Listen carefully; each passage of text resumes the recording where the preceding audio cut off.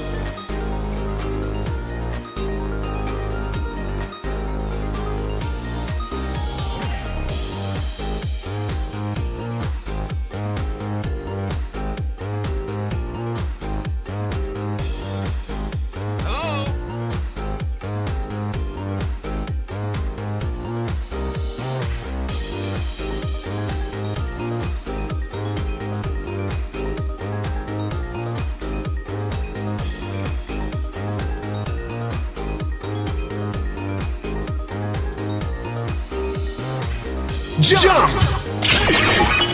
Take off toward a dream. See? See, I'd bet $10 you didn't miss it. Yeah, that's what I thought. I knew there was no way you would miss it. Hiya, hiya. Yeah, I worked really hard. I'm very proud of it. It's only on this scene, though. That's why you had to be here early, because it's not on the ending scene. It's just this one. Because I'd end up making you watch it like 4 more times if I wanted to show it off again.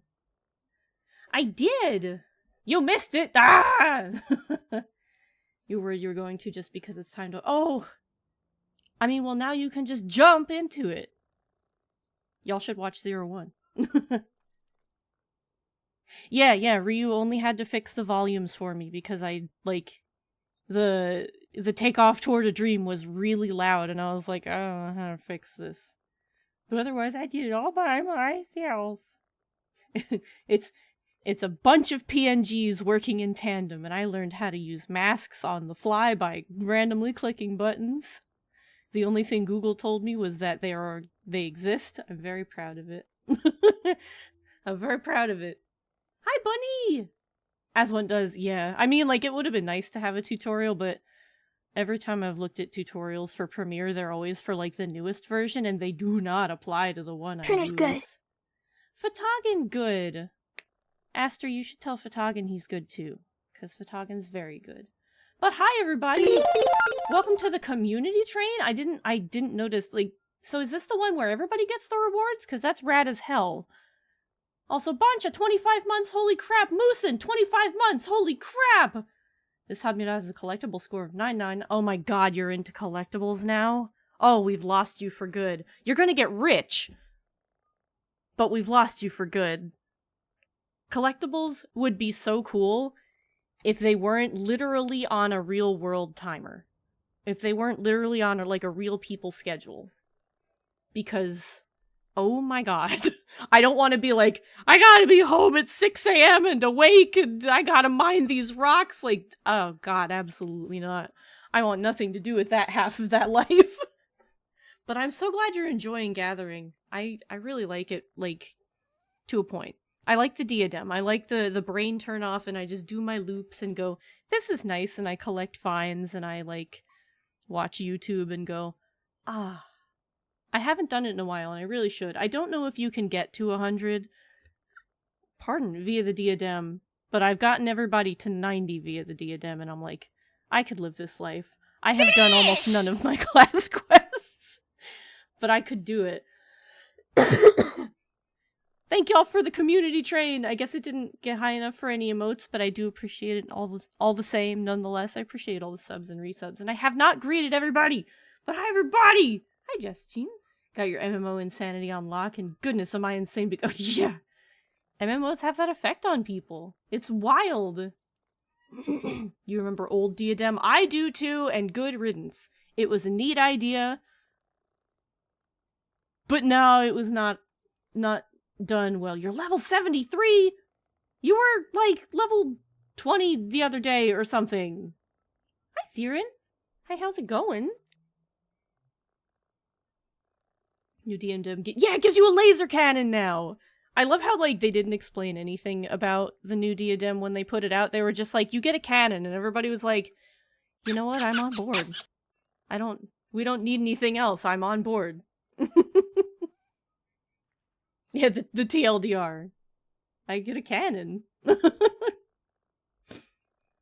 happy Friday, everybody. Thank God it's Friday. For real. How's volume? I finally sat down earlier this week on Sunday. Yeah, while Cowrie was streaming. I was like, that was Sunday, wasn't it? I sat down and messed with my audio. Hopefully there's not that bassy thing people are complaining about, but hopefully also my volumes are better and I'm peaking a little bit less.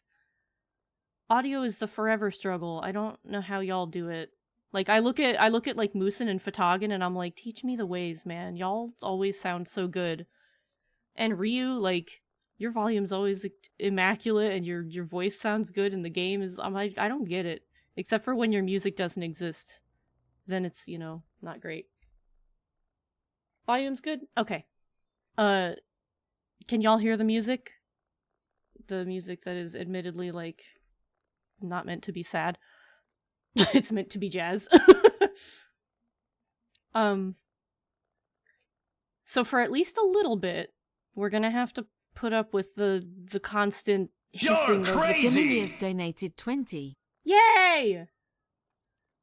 I don't have notifications to see who that was, and since I have them on the bottom, it doesn't pop up for me. But thank you, someone! Thank you, someone. I did not parse the name from the TTS, but I appreciate you. That's another thing I wanted to address, so thank you. Oh, that was Gemini! You're too kind! Shoutouts to Gemini, who is awesome and just finished? Or came close to finishing your 4-job fiesta. I was nodding off when you were streaming it, I do not know if you finished it. I just know that you ended, and I was like in bed going and like reaching for the keyboard. 1 or 2 more scenes. Okay. The 4-job fiesta that is going really cool, and it's fun to watch. But yeah, so y'all pretty much know the details about the wage rug pull and everything, so we don't really have to rehash that, but I do want to say thank you. Because Ryu has gotten the chance to thank you, and I've gotten to scream in chat, but I haven't been, I have not been on stream because I'm, like, You're crazy! never getting enough sleep. Look who's donated 75. Fatagan, yeah. you've done enough! It's Stop! all coming together. Oh my god, you've done so much. I appreciate you. You're too good to us. Stop it. You're also on vacation. But I really appreciate y'all, because, like, it has really sucked to...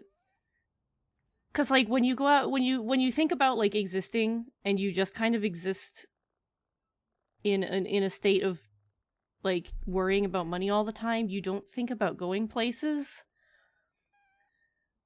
This is how you relax. Find a less expensive way to relax, please. That's what I'm talking about. Like, so it hasn't been a secret that me and Ryu, like, we ended up in this apartment, and it looked all good on the surface, and then when we got here, there was other rug pulls that kind of happened that were like lies of omission. Moving in here, there were things they really should have told us that would have changed our decision. And while we probably would have still lived in this complex, we would have lived in a different unit. It would have changed things, and our quality of life would be very different. But as a result of all of that, we haven't really both bothered or been able to really make this apartment feel like home because we don't like it here. And so, between not being able to really afford going out because the minute you walk out your front door, you owe somebody money for something. It's too expensive to go out places and do things. Even if you're just going out to a park, you've spent the gas to exist there. And we've mentioned there's other shit wrong with the car now too, so like that's also like a cool. So we've been cooped up in this apartment that we don't really like to be in. That is just like this is the house of lies. Like they didn't tell us things. We're cooped up in this house of lies. But like, you've given us the ability to, at least if we really wanted to, we could pay for the gas to go out and drive out and like do something. We don't, we're not yeah, we haven't even fully unpacked, and I don't think we plan to.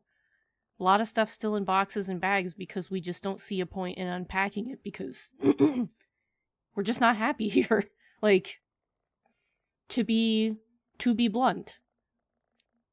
And it is about $3,000 to break the lease, and boy howdy, that is just ridiculous and stupid. Before y'all ask why we don't just go somewhere else. But like tomorrow, I got a Hadmidad payment recently, which I really appreciate y'all taking the commissions for those as well. I hope you're happy with them.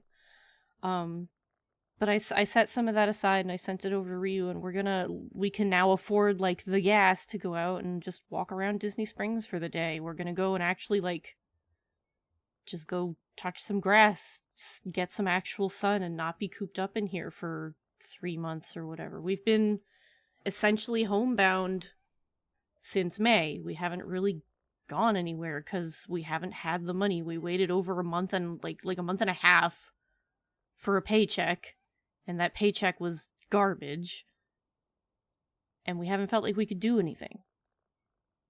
So thanks to y'all, we can actually kind of like live a little bit. We've been homestuck, yes. We're not gonna go out and do anything wacky or wild, of course. Hello. Hi, Clickflint. But we can afford to breathe, and that's thanks to y'all. It's incredibly important. Gonk! Yes. Everything feels nebulous and impermanent, and like it's tough. Like you do your best to make your house a home, but when you're not really happy there, it's really tough to like kind of stretch out and make yourself super comfortable there. Like this it's just a playlist of this band and they've done a lot of things and some of those things sound sad and not jazzy and that's not what we're here for. I'm just gonna I'm just gonna I'm gonna change it up to the music I'm in the mood for and we'll see how that goes. Live! I don't want live music. Anyway, there. Let's just go with that. Cause like I'm not supposed to I'm not meaning to sit here with the sad soundtrack while I talk about this stuff. Yeah, Power Wash the playlist is the best. Normally, it's funny because for most of our collabs I listen to that other band and I get nothing but jazz. But now that I'm like talking about stuff, it's like, let's play all the sad soundtracks they've been credited with. And I'm like, no! This is not what we're here for. But yeah, I appreciate y'all helping us get some room to breathe and like not have to like look at stuff at the grocery store and be like, we shouldn't buy this extra box of pasta or whatever. You know, like I do and don't like jazz. Jazz is just kind of a like that particular band at least is just a good background for doing stuff. Like it's not very intrusive and it's just kind of got a good vibe, so I just jive with it. Jazz makes me cry. Like jazz in itself makes me very upset now. Because Tales of Xillia 2 is very, very sad. I love that game a lot with every piece of my heart that I have to put back together every time I play it, but the entire game's soundtrack is like jazz. And it has lived with me, and jazz makes me very upset now. So, I do and don't like jazz. Like, it's cool, but Sarah McLaughlin, for as little as $5 a day, you can make sure a hot me dog goes without ham ever again. Oh, no hot me dog goes without ham. I was like, there's a very important word missing. You do have to get Power Wash Simulator here, and it's very good. I ran out of content in this game, actually. I'm almost through all the content in the other one, too, without, like, buying the DLCs. They updated this with, like, one new map and then the Star Wars stuff.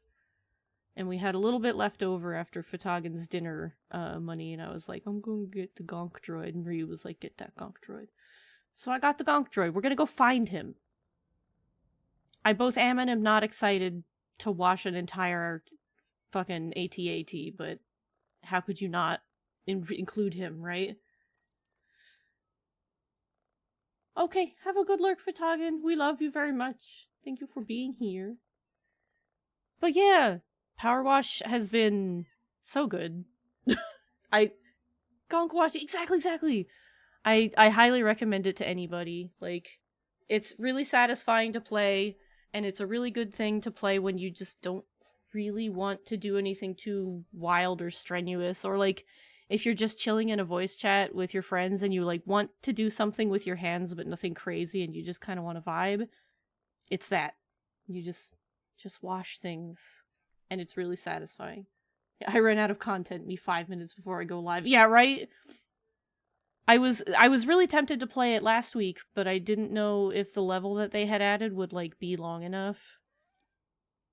Cause it's like a bowling alley, and I'm like, that could either take like 1 hour or 7. I don't know. Cause they have added stuff in this where like only part of it's dirty, and it makes sense for only part of it to be dirty, but it's a big level, and you are washing less than you thought, and it's like, I can't bank on that for a whole stream. But you can see that I've done a whole bunch of stuff. Haven't really considered yourself a fan of Star Wars for a while, but Gonk droids are objectively perfect. They are!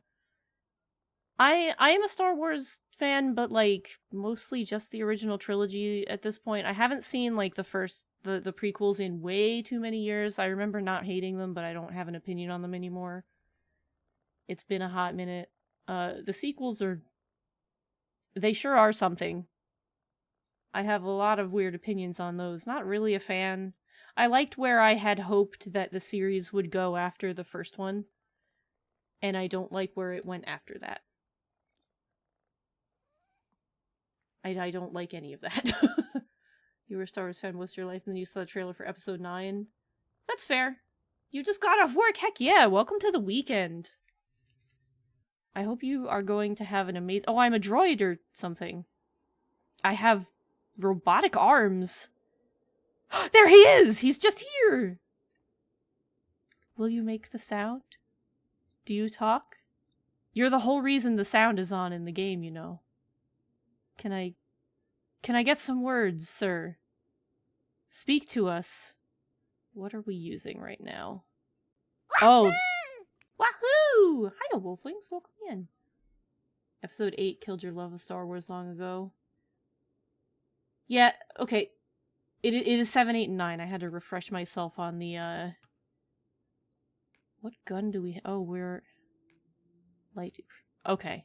This is a fully... Like, they've given me a fully different set of guns, which is wild, because this just looks like a nailed together, like, caulk tube with a spout on it. I don't think he's gonna talk, but maybe he will once he's clean. You, Star Wars. Hi, Cam. Good to see you. You never saw 9 aside from playing it in Lego, and even Lego couldn't make that one good. Yeah, I should have become a Sith. That's an interesting take. That's not one I've seen before. I went into, like, I gotta, like, remember how to... You're crazy! Minium Yasha donated 100. Mino! Gonk, Mino, thank you. Oh my goodness. We'll soap you up good, buddy. You're crazy! Iron Bite donated 50. Iron Bite! Thank you. Oh my god. Y'all. Holy crap. Haven't you already donated? This is insane. Y'all are nuts. I appreciate you so much. Genuinely, I'm so thankful. I don't want to go on that whole spiel again. I'm hoping you heard it when I did it. Oh god, just give me my normal sprayers, please. Thank you. Oh, he's blue and red. He's got so many colors on him. Look at him. Gosh, I hope he gonks when we're done. What was I even saying? Oh, so when episode 7 came out, I had a lot of hope for what, like, Rey and Finn together could become. I had my own thoughts on how they could have handled, like, the story itself and, like, her as a character. And I had a lot of hope, and none of that was delivered on, and it's a real shame. The main thing you think is consider knowledge that a family friend of yours was cheated on by her boyfriend with That is really wild. The connections you tend to have to things are always the fully most unexpected relation to people and things. Like, Prolo seems to have a story for everything, and it's never what you expected. It's so interesting. You have lived indirectly a very interesting life. That's so wild. But, like, like Ryu has said in the past, yeah, I don't think our boy is going to gonk, and I'm very sad about that.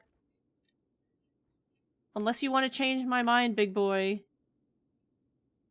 I don't think anything here is, like, alive. Did I hear him? Did I hear you? Did I hear you, buddy? I heard something. You want to speak to the people? Hey, look, a companion cube. No, I don't hear it. Okay, I think I'm nuts. Gonk. Yeah, we'll have to imagine the gonks. So that said, I'm turning the sound back off because the constant sound drives me out of my gourd. I also hate having 7 million attachments on these. Gonk, thank you! I appreciate everybody filling in the blanks of our hearts. As our poor little Gonk droid cannot do a speak. But like Ryu always says, like, he really liked the message that greatness can come from everywhere, or anywhere, that they kind of ended up killing inadvertently, intentionally or otherwise. Like, it just... that they just didn't follow through with it, and it's a real shame. My qualms really like come from the fact that how do I keep my thoughts together? How do I put it?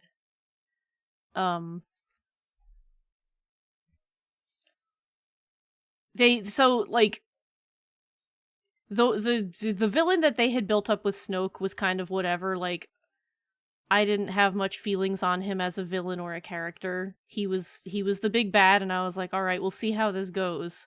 But they built him up to be this big bad dude. They did the same thing with Kylo Ren. You love the constant sound? Well then, that's all the more reason for you to play this game yourself, because it's a great game, and I do highly recommend it. It has had a couple issues in the past. It got really funky on me for a little bit. I had to turn off Steam control, but that aside, I recommend it. Especially because the soap. You're crazy! Saturn_Entertainment donated 100. Wait. That's 100%. That's 100%. Oh my god, y'all! That's... Thank you. Thank you. From the bottom of my little ham-filled, ham-clogged heart. With all the pineapples I have on my pizza, I thank you. Genuinely. There's a lot to be said for having room to breathe. And there's a lot to be said for not having room to breathe.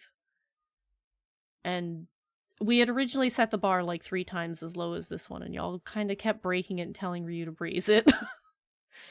And he did. Just plain water. This Thank is you, I no will. good. You're crazy! Wolfwings donated 25. Let's do it like Donkey Kong. See, you keep doing that. 101. That's what, oh god. We will not be doing that with Donkey Kong.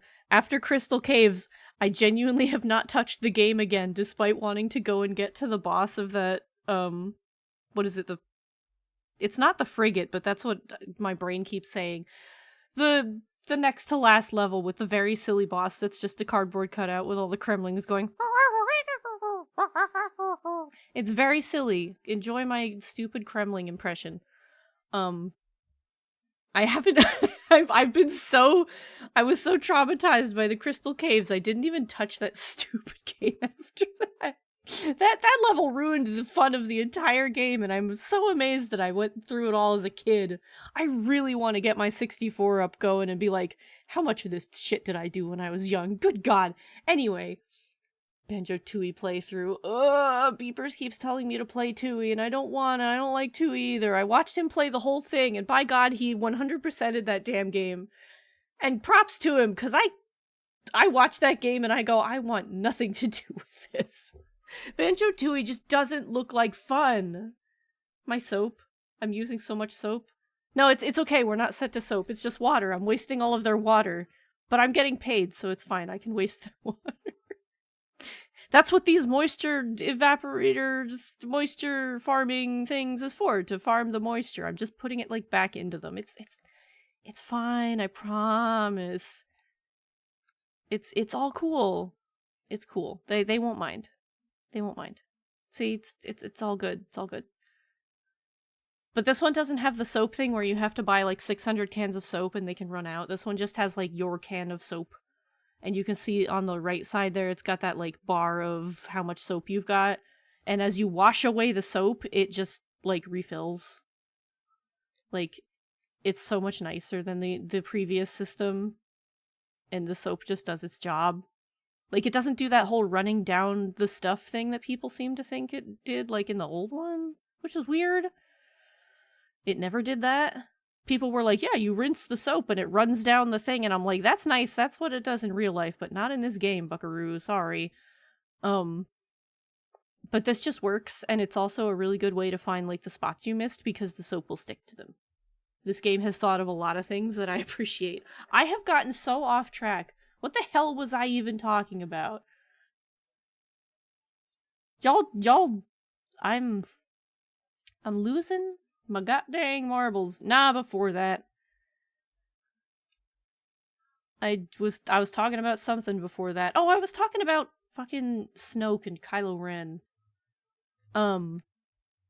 I liked that they had set up a villain, like they really made like Kylo Ren and then like the Warriors of Ren and whatever it was out to be like a really imposing force. Captain Phasma too, like they had set these people up as like, you should care about these, they are going to be a fucking problem. And like, good, that's like, you're watching Star Wars, you're here to see a good villain, right? Ham, you're right, Ham.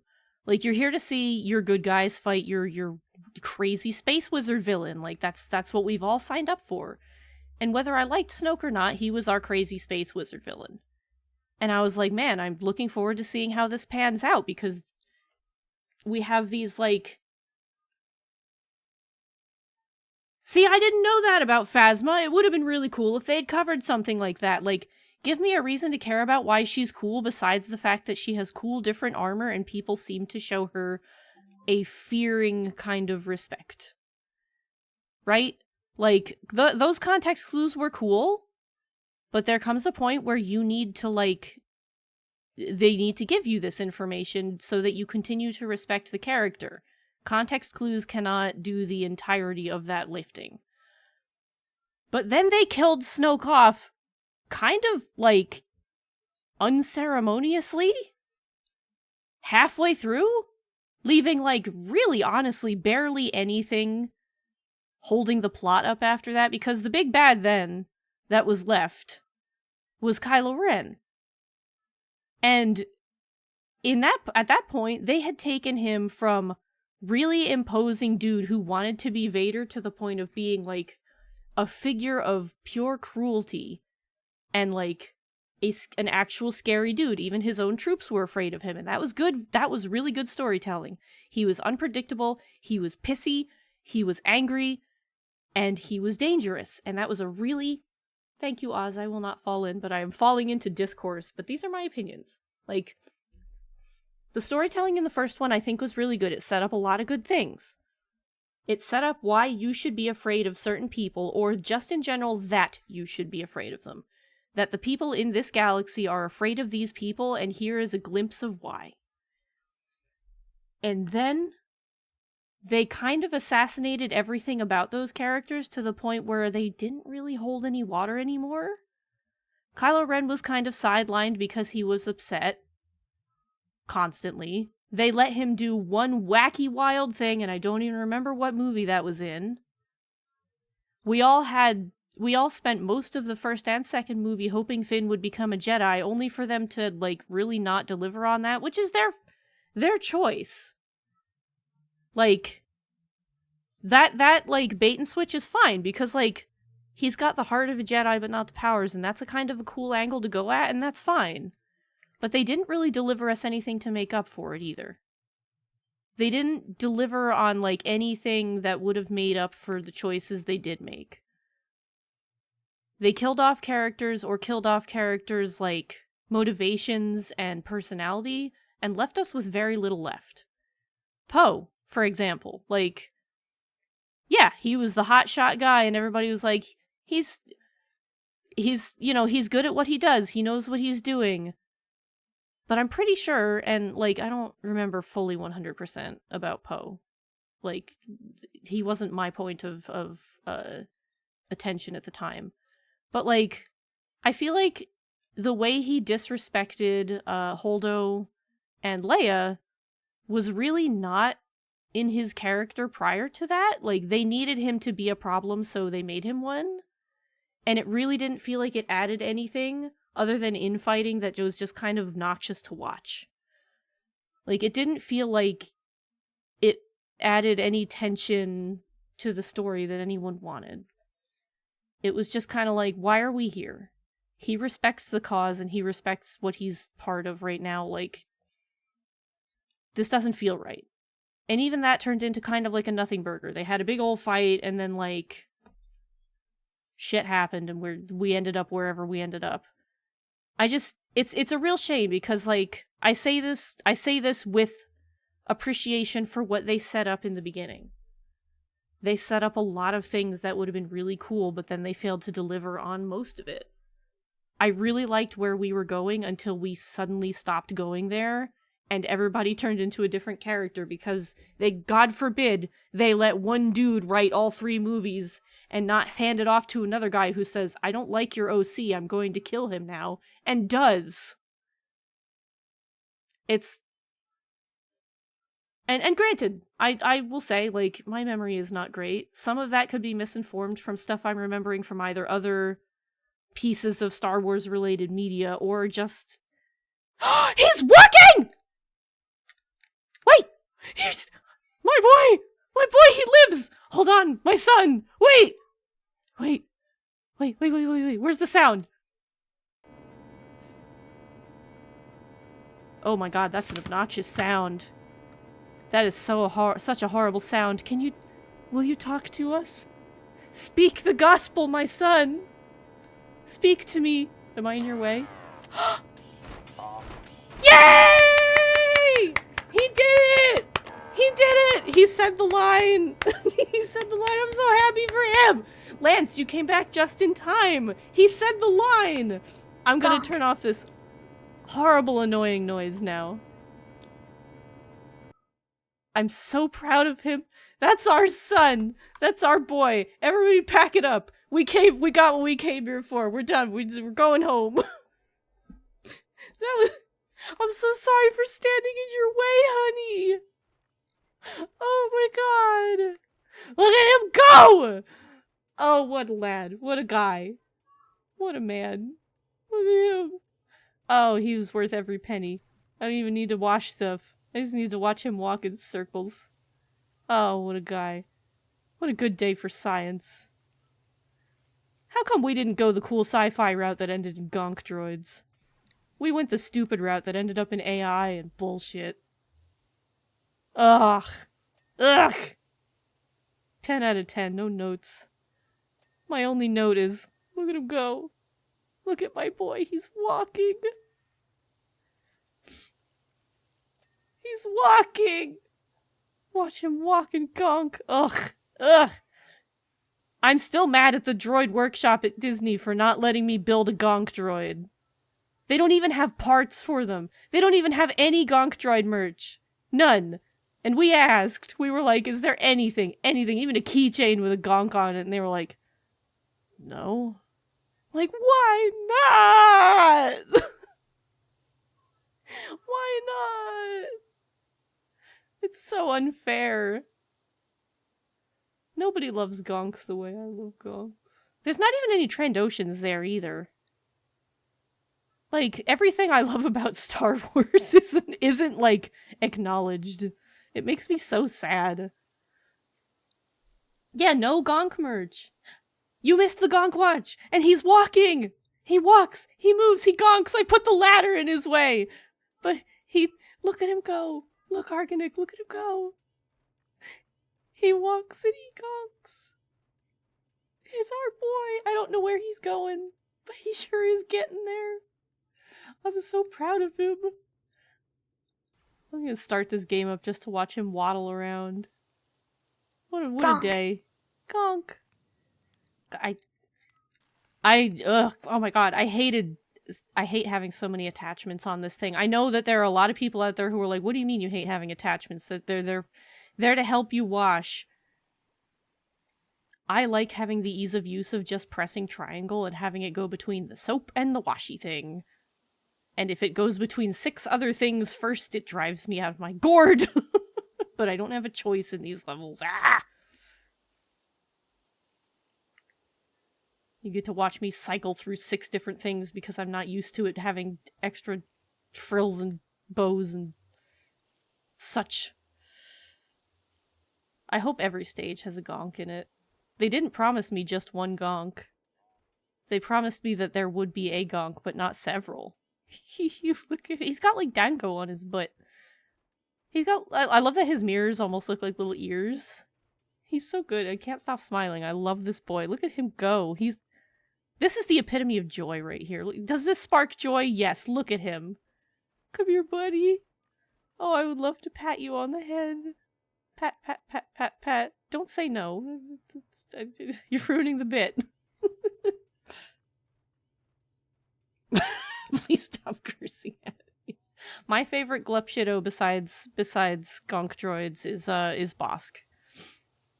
Everything I love about Star Wars, nobody else really likes. Especially nobody in the merch department or the cool shit department. Because, like, they don't even put Bosk on stuff.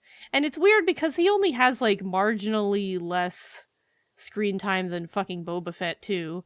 Boba Fett looked cool, too, but, like, they're barely any different besides Boba Fett existed and was, like, a guy whose name was kinda scary to one dude.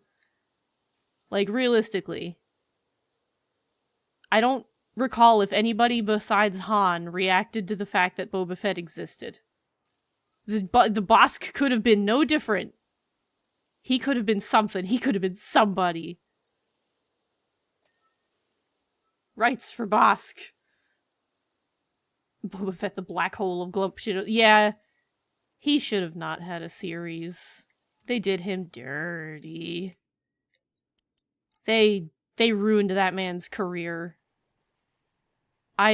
My entertaining but still incredibly true synopsis of that show is that it is a man trying to become both Soup and the mayor and failing at both. That is how I would sum up that show. It is not good. And the only time it got good was when it was accidentally a Mandalorian episode, and that's not good either. Like, y'all fucked up. You took what is objectively the guy everybody thinks is the coolest Star Wars character and really destroyed him. You really fucking wrecked this man's career. And a lot. It's weird because a lot of people that I know, I'm not counting Ryu in this. To be frank, we'd have not really had that discussion. Almost everybody I knew prior was blaming Kathleen Kennedy for it. And I'm very curious how much to blame she really is. I only know her by name of people being like, damn you, and she's to me the equivalent of Steve. Damn you, Steve. Sure. I would love it if, like, while we're on the topic, I would love it if anybody else can shed some light on that information, because I'm like, who is this? That's the name that sticks out as the name to blame by previous people in my life, and I'm like, shrug. Andor was great. Andor was fantastic, yes. The kind of writing that went into Andor, like the amount of effort put in, and maybe it's because he's, for lack of a better term, an OC, that he was easier to write for. But if they had given Boba Fett that kind of care and writing, like, whatever they did for Andor, if they had done it for Boba Fett, we probably would have gotten a really good series. Yeah, Andor is great. Andor was really good Star Wars. Like, everything that Andor was, aside from, like, how depressing a lot of it ended up being, but that's the subject matter. That's honestly, legitimately what it's fucking about. Is what I would have liked Star Wars to continue being. Like, I like A New Hope, I think, is my favorite of all of them. As a kid, it was Jedi. Probably just because, not the Ewoks, but, like, I really like the speeder bikes.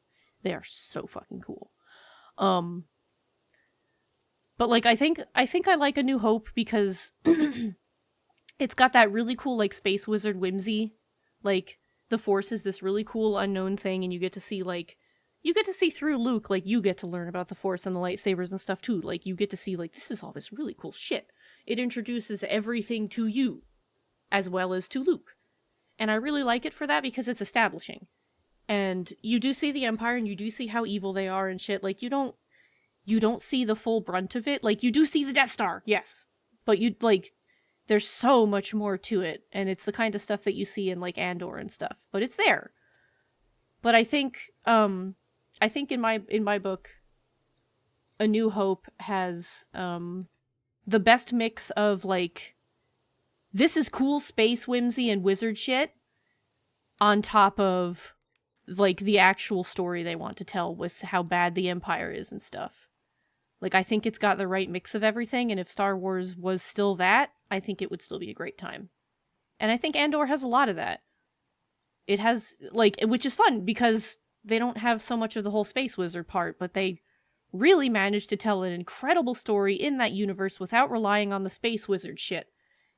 And that is incredible in and of itself. Because most people only remember about Star Wars that it's got the Jedi, it's got the space wizards, it's got the lightning swords. It's good shit. Andor used, like, so little of that. I don't even remember if there was a lightsaber involved in that show. There must have been at one point, maybe. But, like, it was so backseat to everything that was happening. It was a really good piece set in that world without utilizing the thing that most people know the series for. And they knocked it the fuck out of the park. And if I misremember... Oh, I'm sorry, honey, for getting in your way. Please keep walking. And if I'm misremembering shit, call me on it. Because, like I said, it's been a minute. I've been stressed. My memory is terrible in general. Like, it is what it is. But yeah. Watch Andor if you haven't. Good shit. It's unfortunate to know how it all ends. If you've seen other media that I don't know if I should try not to spoil things or not. But it is what it is. It's cool how it tied into everything. It's cool how everything came together. And I think if the sequels had gotten half of that much care and love and Boba Fett, we would be having a very different discussion about everybody's opinions on how the sequels went and everything else. Had to step away, but my take on Andor is correct. Fair. I don't know how much of it you heard, but that's fair. I also think it's correct. I also think I'm right about the things I'm rambling on about. I think they did a good job with it. Genuinely. I think it takes a lot of passion, skill, and honestly, balls, I guess, to make a Star Wars story that doesn't involve its core elements and still make an absolutely incredible story. I don't know who wrote it. I can't give them credit, unfortunately. But they should have let them do the movies. And if it's one of the people who did the movies, what the fuck? What happened? And if you disagree, just be correct next time. Exactly! Man, I'm gonna use that one. That's a really good one. Yeah, Andor is good and that's all you needed to hear. It's true. It's true. I should scroll up a little because I know I've missed stuff. How does a power wash not do insane structural damage to houses made of... I don't know. I'm gonna assume that this is made of, like, stucco and, like, other, like, hardened clay stuff. Because, like, if you think about it, they've got to, like, deal with the sand. Like, sand and corrosion and stuff. So whatever this is made of, like, stern stuff that deals with constant sand weathering. So whatever this is should hopefully be able to hold up to a little bit of water because it's made for this environment. Gonna finish that cleaning that garbage can and is gonna get up and start going gonk. Oh, I wish everything in here could gonk and I would be so happy. Also, hi Tisura Geigo. I meant to say hello before, I did not. I'm busy rambling and washing and being proud of my little son for waddling around in circles. Vader's lightsaber just making Obi-Wan disappear was such a it really was, right? It's really wild. So, like, my Star Wars experience is actually quite out of order. So when I was a kid, they re-released the original trilogy in theaters back in the 90s. And I had never heard of it because I was like 5 or whatever. And my neighbor was like, "You want to go to the movies and see Star Wars?" I was like, "What now?" Like, it was my first experience with sci-fi. I think I watched some Star Trek with my dad when I was like 3, but do I remember anything from Star Trek besides Spock dying? Literally no. Not a goddamn thing. So, like, Star Wars was my first real, while my brain was on, brush with sci-fi, and it started at Empire. Empire was my first Star Wars movie. I missed seeing A New Hope in theaters, unfortunately. So I had no fucking idea what was going on. What's a Star Wars? Exactly. I was like, a what now? Like, I was one of those kids where they were like, you like Barbies? And I was like, okay. I did not really like Barbies, but they sure bought them for me. So I like, my experiences with boy media was pretty minimal. So it was like, hey, you wanna go watch Star Wars? And I was like, sure, whatever that is. And I was blown the fuck away. we got to the theater and I was like, okay, all right, I'm digging this. And then like everything just started happening because Empire is just hurls you into it face first. Empire was like, we are starting with a bang and we are not stopping for a long time. And they didn't. And I became an obsessed child. I was not normal after I got home from that theater, and I think my parents probably regretted saying yes to me going. Because I didn't shut up.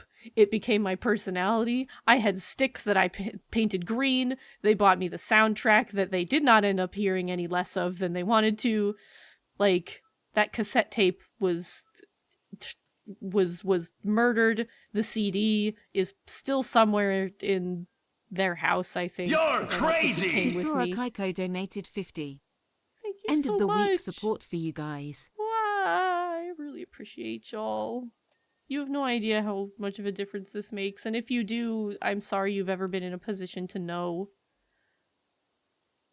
Genuinely. I hope your job has never lied to you about pay, and I hope you have never been, like, so stressed about groceries that you're about to have a mental implosion. I mean that genuinely. Like, that's not me fishing for anything. That's me going, I genuinely hope you never know it.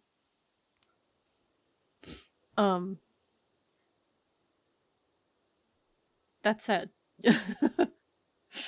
I was a very obnoxious child, which is why it's kind of unfortunate to be like less into the series now as what they've done with it since. But a lot of the extraneous media has really redeemed it, which is quite nice. Because I was an insufferable child. I'm certain my parents have either sold or are still sitting on a veritable trove of my Star Wars figures. Whenever we went to certain stores, I was like, can I get one toy? And they were like, yes. And I would go and I would pick out somebody's Glepshido from the pile of the pile of cash grab characters that I may or may not have recognized. Like I had like the medical droid, the weird little man who with the snoot, who has the walkie-talkie in the beginning of A New Hope. I had Greedo. Like, I had all the weirdos. And I had like 6 different Lukes dressed up as different things. Like, I had all that cool stuff. I loved those. I played with them so much. Which really definitely didn't do much for the people who were like, but you're supposed to like Barbies. And I was like, does Barbie like Bosk? And they were like, what? Who the fuck is Bosk?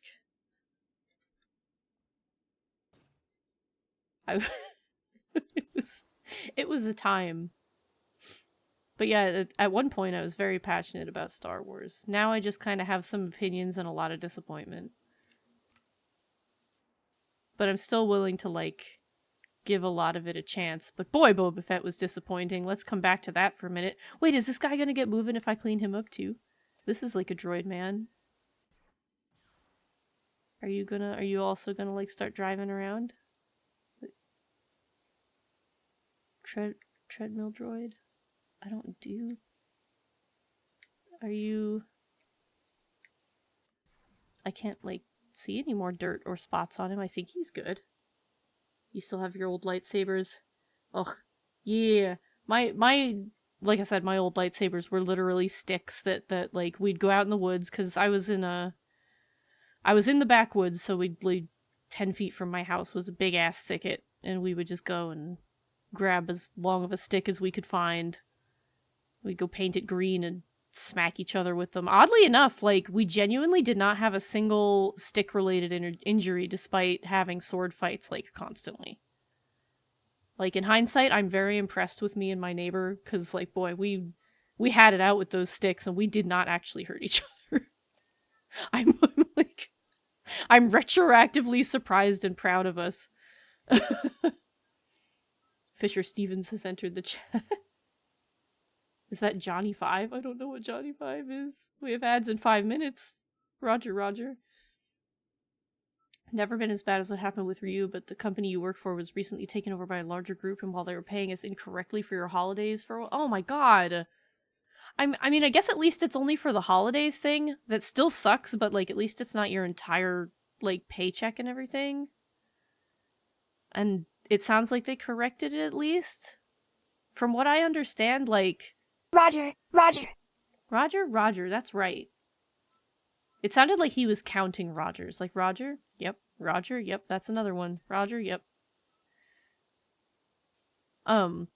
It sounds like if Ryu wanted to, and they were doing incorrectly based on even the wrong shit that they're doing now, he could, like, keep his own books and, like, follow up and, like, keep after them and be like, no, you're not, my billable hours are XYZ, like, if he had to. But the idea that he still wouldn't get the correct pay, mind you, but would have to do his own entire bookkeeping where they're supposed to have a system that tracks this, and he would have to track them down about it and wait for them to fix the problem, is absolutely ridiculous. It's just fucking wild. So, like... ugh. Cannot wait for a new job, and I'm sure he is far more cannot wait about that than me. What fucking nozzle is this anyway? What is this supposed to do? Adaptable nozzle? What does this thing do? Besides, like, what? It's got colors on it, and I can't tell what like the difference is between this thing and the other anythings.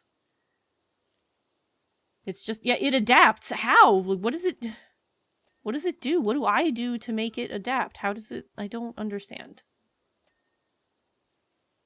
Like, and I remember seeing this nozzle in the shop, and I think I bought it, went what the fuck, and sold it back because I still have not figured out what to do. It's not well explained. Anyway, what I wanted was the damn soap.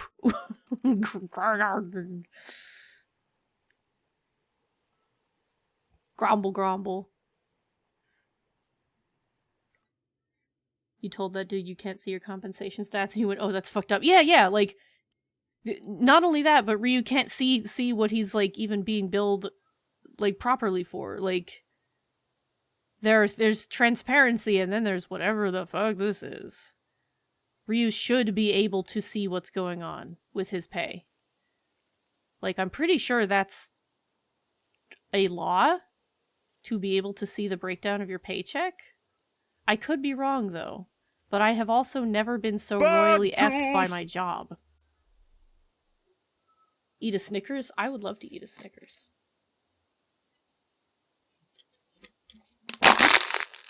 My teeth probably don't want me to eat a Snickers. I didn't even realize I did that right next to the mic. I'm very sorry. I've been doing that so often, I just don't think about it anymore. I apologize if that sounded terrible. That was literally thoughtless. I just kind of did it. Talk to a labor lawyer. Yeah, that's kind of my thought on it. Like, obviously, it's not worth chasing down to... Yes, I'm sorry. I'm really sorry. I've been crunching water bottles because that makes them fit in the trash easier, and I didn't even think about it. I'm very sorry to headphone wearers. I'm very, very, very sorry. You liked it? Oh, okay, that's good. I didn't even think about it. It's just yapping.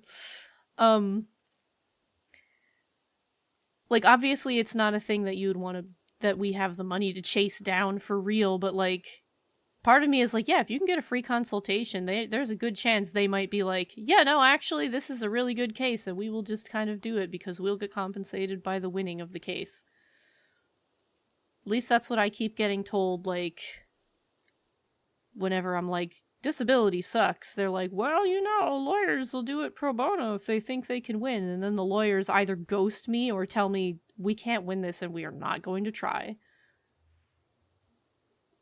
Which is wild. Everybody says I have a really good case until it's the lawyers themselves, and they're like, you're too young. Did you know that there's an age limit on having arthritis, and I've just, been cheating the system by having it since I was like 22? I'm a rebel like that. Apparently you're not supposed to have arthritis until you're in your 60s, according to everybody on the earth. You go, I have arthritis, and they go, you're too young for that. And it's like, you're so right, I'll put it back. I'll put it back on the shelf. God, what was I thinking? Sheesh. Is that in your way again? I'm so sorry. Golly, he was just standing there staring at it. I hope he wasn't, like, gonking in distress. Oh my goodness. It sucks because his sound effects are probably tied to, like, the annoying power wash sounds. And I know some people like the power wash sounds, but those people also haven't, or have, sat through, like, 100 hours of using their power washer, like I have. I'm tired of it, it's done. I would love to keep it on for the gonks, but this would drive me out of my gourd. I'm sorry, Magna. Those gonks are distress behavior. No! I'm a terrible gonk parent. I'm gonna like petition the whoever runs Batu and be like, hey, did you know that there are big children who would love to build a gonk droid? Hi, buddy. Look at him go. I'm gonna tell them it's discrimination against gonk droids. Against the bestest of boys. Look at him. Ooh. I would cosplay one if it wouldn't be an absolutely ridiculous time of me stuffing myself into a small box. I would love to walk around and gonk at people. There are a few gonks around the park. One of them is upside down and being tortured, unfortunately. But the other one is just standing in one of the, like, restaurants. And yes, I got pictures with both. I love them. I just wish that they were respected members of the community as they should be. Is that dirt? Or is that just what you look like? I've never said anything more rude to an inanimate object in my life. I probably have. I know that I have yelled at the Alexas a couple of times for being really obnoxious. So, the Alexa devices have what is known as a follow-up mode. Also, she has a notification. And the follow-up mode is like, you'll talk to it, and after you've had your, like, conversation or whatever, it'll keep listening to you. And that sucks, so we tend to turn that off, but Amazon likes to, like, re-enable it at random and just kind of hope you don't notice. Washing is going good. Misa, look! Look, he's going! Look, Misa, look at him! This is my boy! Gonk. Did I leave the sound on? Because I just 100% heard this man. Gonk. Did I leave the sound on really low? Oh, I did! Okay. Oh, wait, there's separate water volume? Oh, that's great. Water reverb. Let's just turn off all the water volume and we can just hear this guy gonking all day. This is great. I didn't notice those. Go me. Look at this little guy. Look at this little dude. I keep accidentally putting my ladder in his way, though, because he's got his own little happy path here. He's so good. I love him. It's my trash can! So, as I was saying, the Alexas, they have a follow-up mode. And it sucks because they'll hear weird things after you're done, like, talking to them. If you go back to a conversation, they'll, like, hear whatever the hell they want, and it gets funky. And they'll keep turning it on every so often. And we didn't know it was on. And so, like, Ryu was taking a nap, and he'll like tell it to snooze. Or he'll like say 5 more minutes or something. So he was taking a nap the other day and he was like 10 more minutes and she went 1 minute timer started and he was like, God damn it. And so he was like 10 more minutes and she was like, okay, you have a new timer for 11 minutes and whatever. And he was like, stinky goddamn thing. And she had follow-up mode on. So her answer was anytime. Literally. Like, God damn it. It was the sassiest fucking answer you could get from this thing. I feel bad because he didn't get to go back to sleep very well because I was too busy cackling at the disrespect she had given him. Yeah, you were like, you stinky bitch. And she was like, anytime. I was like, oh, she just disrespected you so hard. Oh my god. It is funny when they talk back, but it is not funny that they sometimes decide to do extra listening. Doing a lot of squaring up for an easily thrown piece of plastic. Yeah! And the Alexa that's fighting with him is actually like... she's the next frisbee to go. It's interesting because, like, we have a couple around the apartment. Like, they've served different purposes. One of them was going kind of nuts, so she got put out to pasture. But this one, she just talks really slow for some reason. So she is the next frisbee to go, but it's very interesting to me that she just talks slowly. The other ones have a fully different cadence, and I don't mean Alexa Plus, it's the same voice. I just mean that this one, for some reason, she takes her time. She talks a little bit slower than the others. And I'm fascinated by the fact that that can happen. We're talking about Alexas right now, the little Amazon doohickeys. Because we've got a couple of them around and they like to argue. We like to argue with them. Don't enable Alexa Plus, she's weird and makes it feel like you have a snarky teenager in your house. Alexas and similar devices do creep you out a little. You just don't like the idea of such a thing that can and will listen. Yeah, no, I do agree. They are incredibly useful, like, hands-free wise, but, like, knowing that they can hear certain things, and like, everything has changed the way I speak in their presence a little bit. There are certain things I try to avoid saying out loud. And it's a weird way to live. Oop! Hi, buddy, sorry. Hello. My bad. Go about your business. Oh, that's a whole room. I thought that was like a door that looked weird. That's a whole room. Sorry, there's no rhyme or reason to the way I'm washing stuff at times. I'd, like, get distracted by Mr. Gonk and then just kind of start washing stuff again. The world we live in ruined the fantasy of computer do thing. You're correct. I had to make sure she didn't catch that because we don't call her by Alexa, we use the other word. The one in the kitchen doesn't like to hear us at all, so, like, I don't have to worry about her listening. You can talk directly to her, and she's like, I'm on break all the time. Like, they're fantastic egg timers. Like, when you have your hands full in the kitchen and you're just like, I need a timer, absolute best use case. I have rarely used them for much else. They are also very good for, like, if you're expecting a package from Amazon, you'll know. They will make you aware that there's a package at your door from Amazon, which is really cool, and I do like that. A barrel, you say? See? Yeah, see? There's a barrel over there. Show 'em what for. And they will tell you the weather, and they will often be quite incorrect. I can't count the amount of times that they're like, you can look for thunderstorms today, and boy did I look for them and did not find them.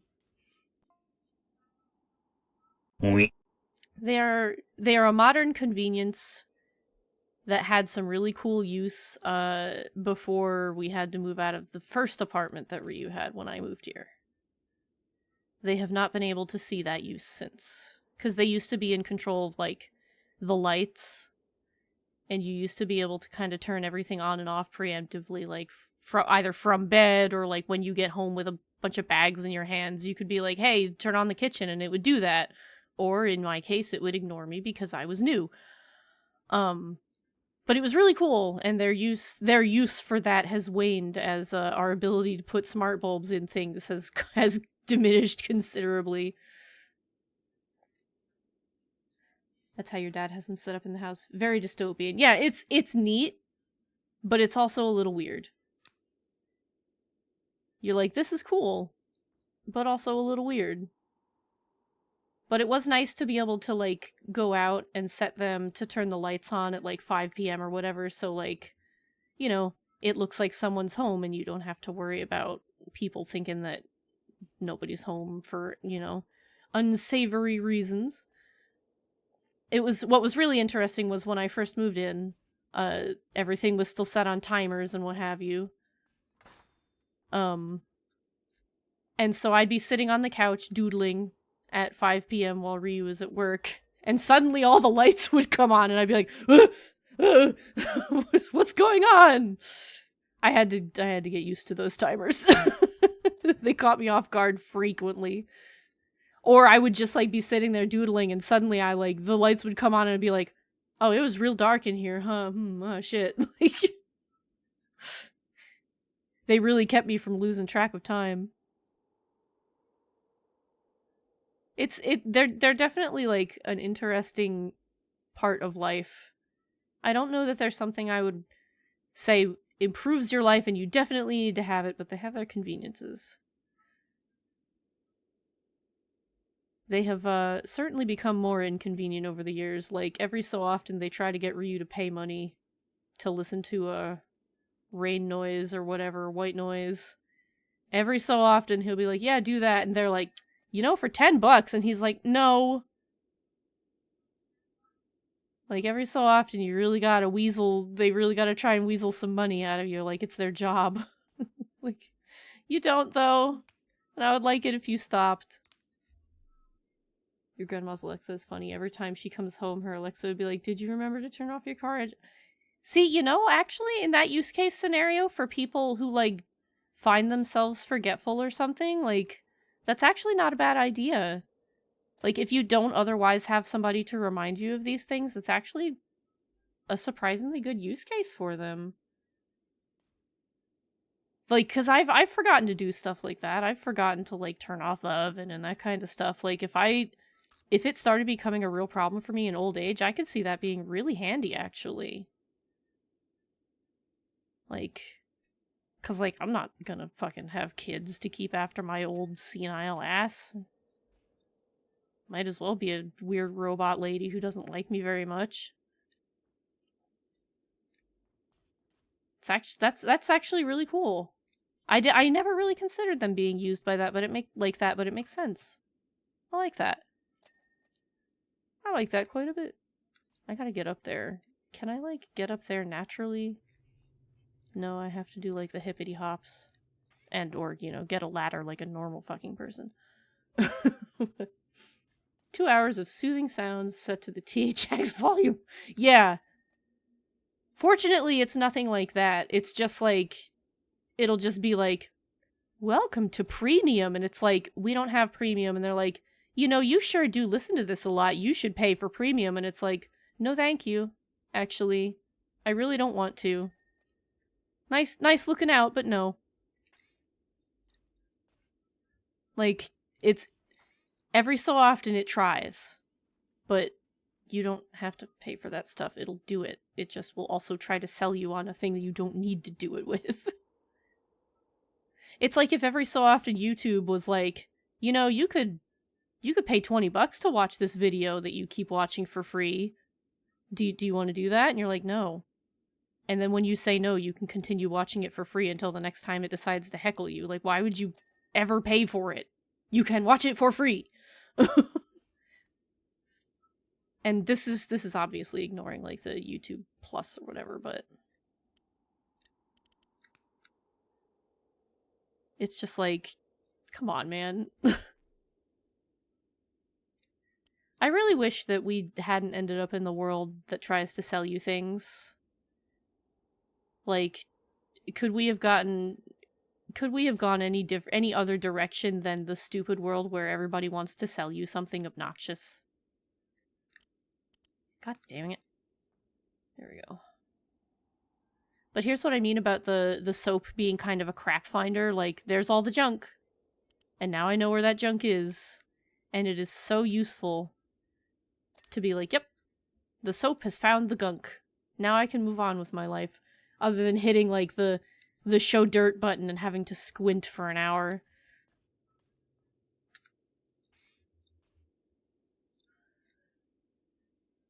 We ended in the Jetsons' future. Yeah. Oddly enough, like, the Jetsons' future didn't even seem half as bad as this. A lot of us would probably be happy to afford what the Jetsons had by pressing one button every day. And that button should not be submit job application and pray that the AI likes you well enough. Now that I've turned the water off and other sounds on, I'm hearing weird noises. Like, what was that clunk? Was it you, buddy? How do you like walking around on a nice clean floor? Isn't it nice? Yeah. Hello. I hope my ladder is not in your way again. It's not? Okay, thank you for telling me. It is, though. You're stopped. It is in your way. Hold on, buddy. I'll be out of your way in just a sec. You should go check on, like, Jim Bob over there. He doesn't look like he's starting. There you go, bud. Mutton! Fresh mutton! I don't understand how that was in your way, little man, but anything to make you happy, buddy. You name it. You name it. My little guy. Taru. Taru. It's weird because, like, thinking about it, I genuinely don't know if the people who did the Jetsons thought that was a good future or a bad one. And I've never thought about it. Golly! Gonk has had a hard life. He lives out here. It's hard. I feel like this thing would move if it was clean, but it feels like it is clean, but it should be moving. I'm really surprised he's not, like, gunning around, too.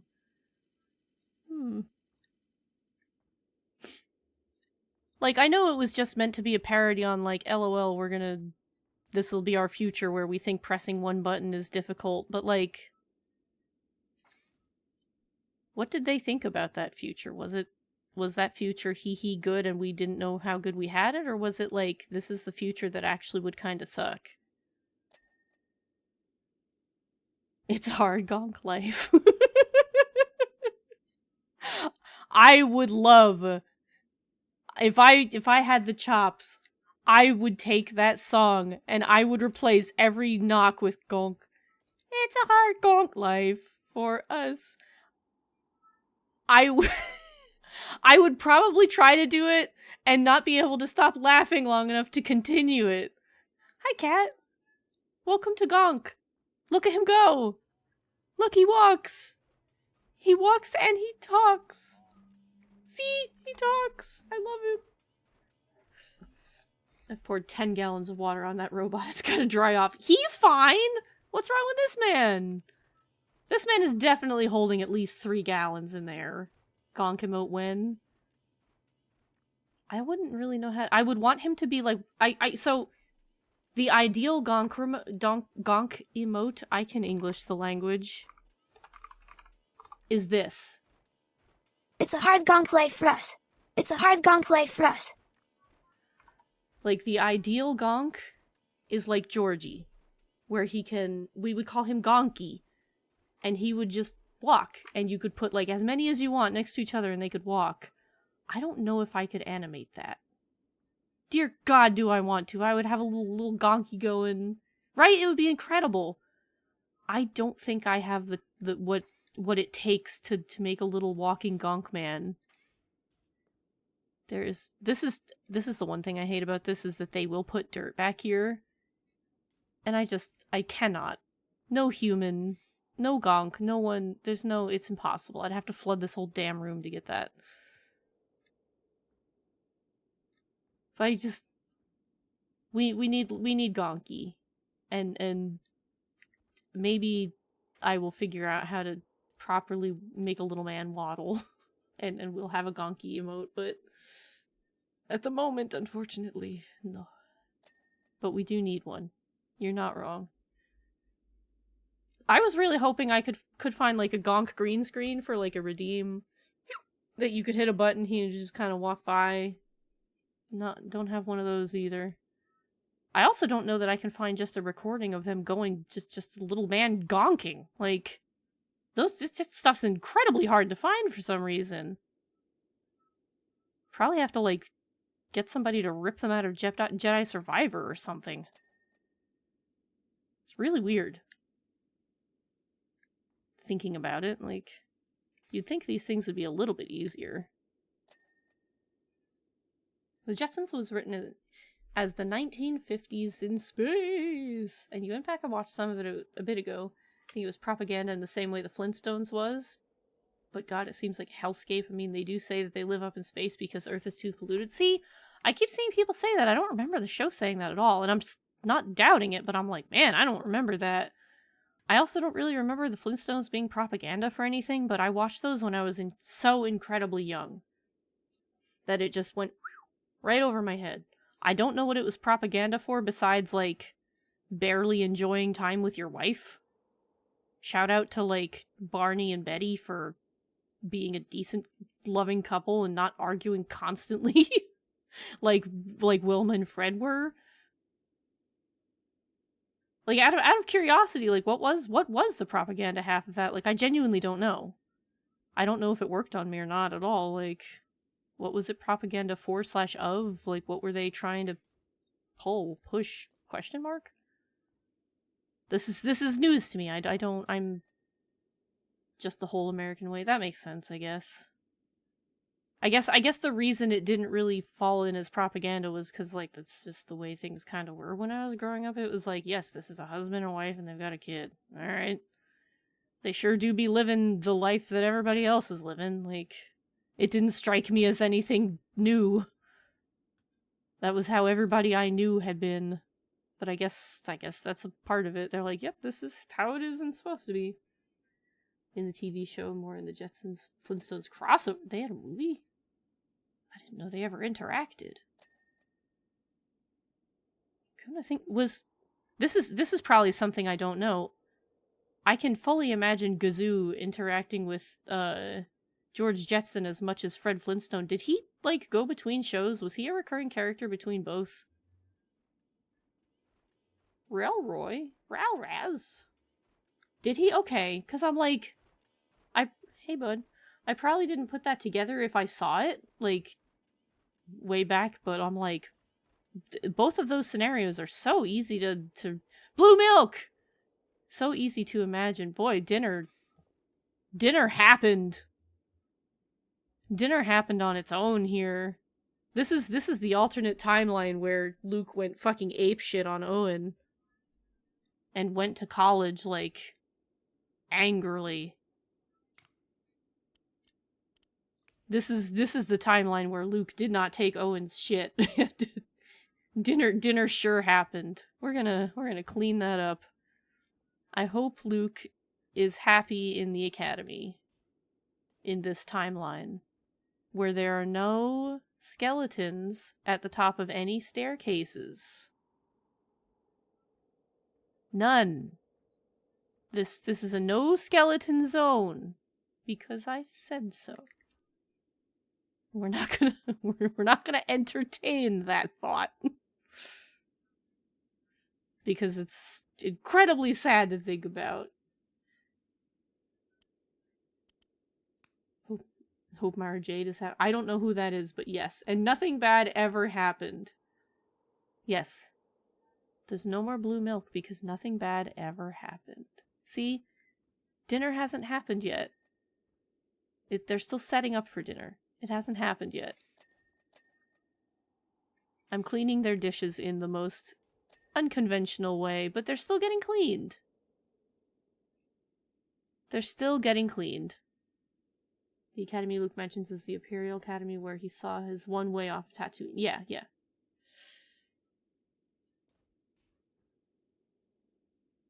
It's interesting that he would have been joining up with the Empire, because I didn't know it was an Imperial Academy, I just knew it was the Academy. I did not realize it was an Imperial one, and that's a really interesting thing where, like, yeah, I guess if he had gotten to go, things would be real different for him and us. I wonder if that information in general is part of why Owen didn't want him to go. I'm just learning this information. The same one Han joins in Solo. I watched Solo at a distance from, like, while barely paying attention, so my knowledge of what happens in Solo is really limited to the stuff that stuck out as, that was a terrible writing decision, like... So I won't speak authoritatively on Solo at all, other than what I saw I didn't really care for. What did I just... It's this lamp? No, it's not the lamp. Oh, maybe I'm just catching something else. Oh, alright, I'll have to... What? It was literally poor kid wanting to join the Air Force to get out of their dying small town. That's fair, yeah, that's true. You wouldn't want to live in the 1950s because of the values, but there were some good-looking actors in that time period. Yeah, I'll give you that.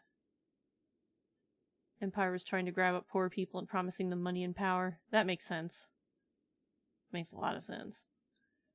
The Maul TV show covers the topic of, like, civilians' perspective on the Empire. Not going to talk about spoilers, but two of the characters are essentially an in-system police captain and his divorced wife who works for the Empire, and his son is between them. Interesting! I fully forgot that Maul was a show. Not gonna lie. That's actually incredibly interesting. It's my turn with the brain cell. Too bad. You're going to have to share. Either say the same thing or gonk to you too, my little guy. Gonk to you too. Either Barrel? say the same thing or take your turns nicely. Barrel? I love getting the confused Misa ones, because they're so much quieter than the others.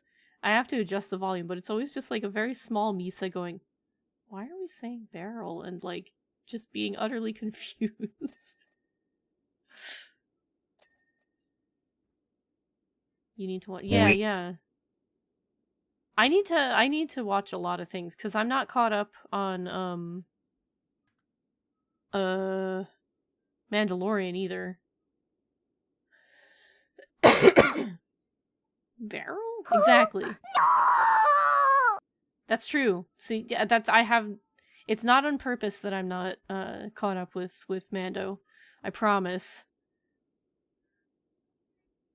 I wanted to be, but I became unable to catch up, and then by the time I got able to, it just didn't happen.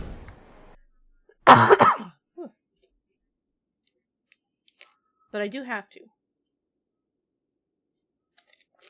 It's on the list. I apologize. My throat got all stupid on me.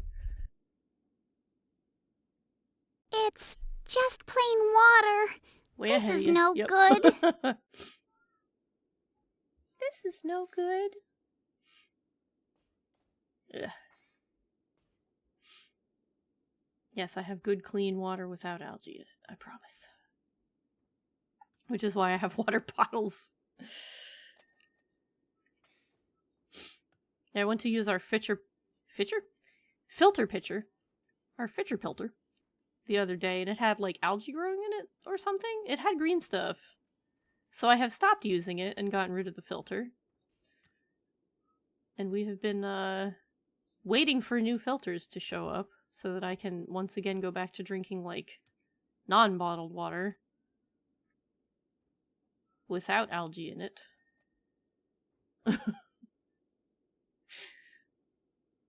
So if I said anything delusional in the last, like, week, I'm going to blame the algae.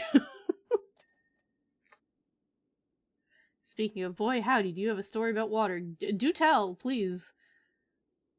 Unless you'd like to save that for your stream, which I totally understand. But I will have to make a point to be there. Hi, Javier. Welcome in. It's good to see you. And I don't know if I've said hi yet, but hi, Grumble.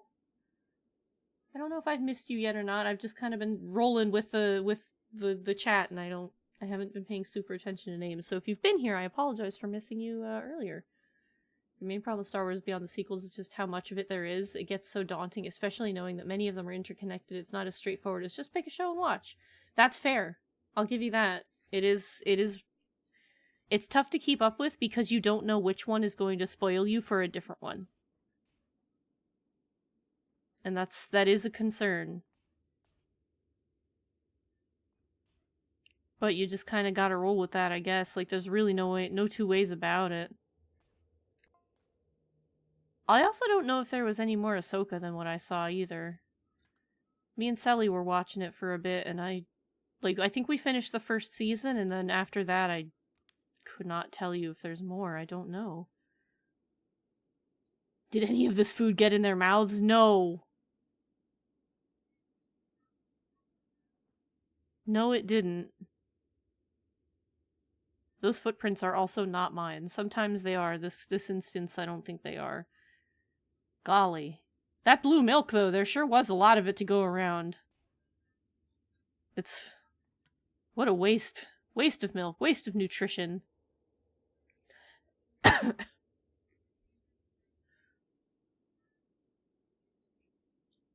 You really want to watch Ahsoka, but you know Rebels and Mandalorian matter to the show. Yup! And Rebels is a real commitment of time. I, unfortunately have not seen 99% of Rebels, so, a lot of that is lost on me. Ahsoka is a really good show, but yes, you will want some Rebels knowledge. It's not required, but it definitely fills in some gaps that I am left questioning. Like, I knew a few of the key points that made a difference, but yeah, you're gonna want to know some stuff, and what really sucks is that, like I said, Rebels is a huge time commitment. Like, that's a lot to ask of somebody. It has so many episodes. Because, like, what I saw was, like, while my ex was going through it, he binged it, I think, during the pandemic, because God knows there was nothing else to do. So he was watching it for fucking months, and I didn't catch most of it, but it was good. But knowing that there was, like, months worth of content to catch up on is like, jeez. It's a lot. Same thing with Clone Wars. He was binging that before the pandemic, and he still didn't finish it. He went back to it during the pandemic. There's just a lot. Which is great, because it's, like, what I've seen of the Clone Wars, too, was also really good. It can be good, but it's, like, it's a lot to ask of yourself or someone else. Like, it's like, the One Piece of Star Wars commitments. Like, I'm all for, like, more Star Wars media, because I really like most of it, I guess, but, like, woof. I can't blame anybody for not wanting to put in the time. Because it's a lot of time to put in. The one thing I'll say is don't bother with Boba Fett. That shit ain't worth your time.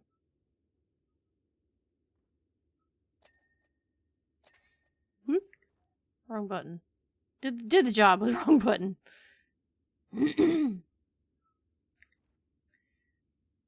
Okay, that did get that. Good.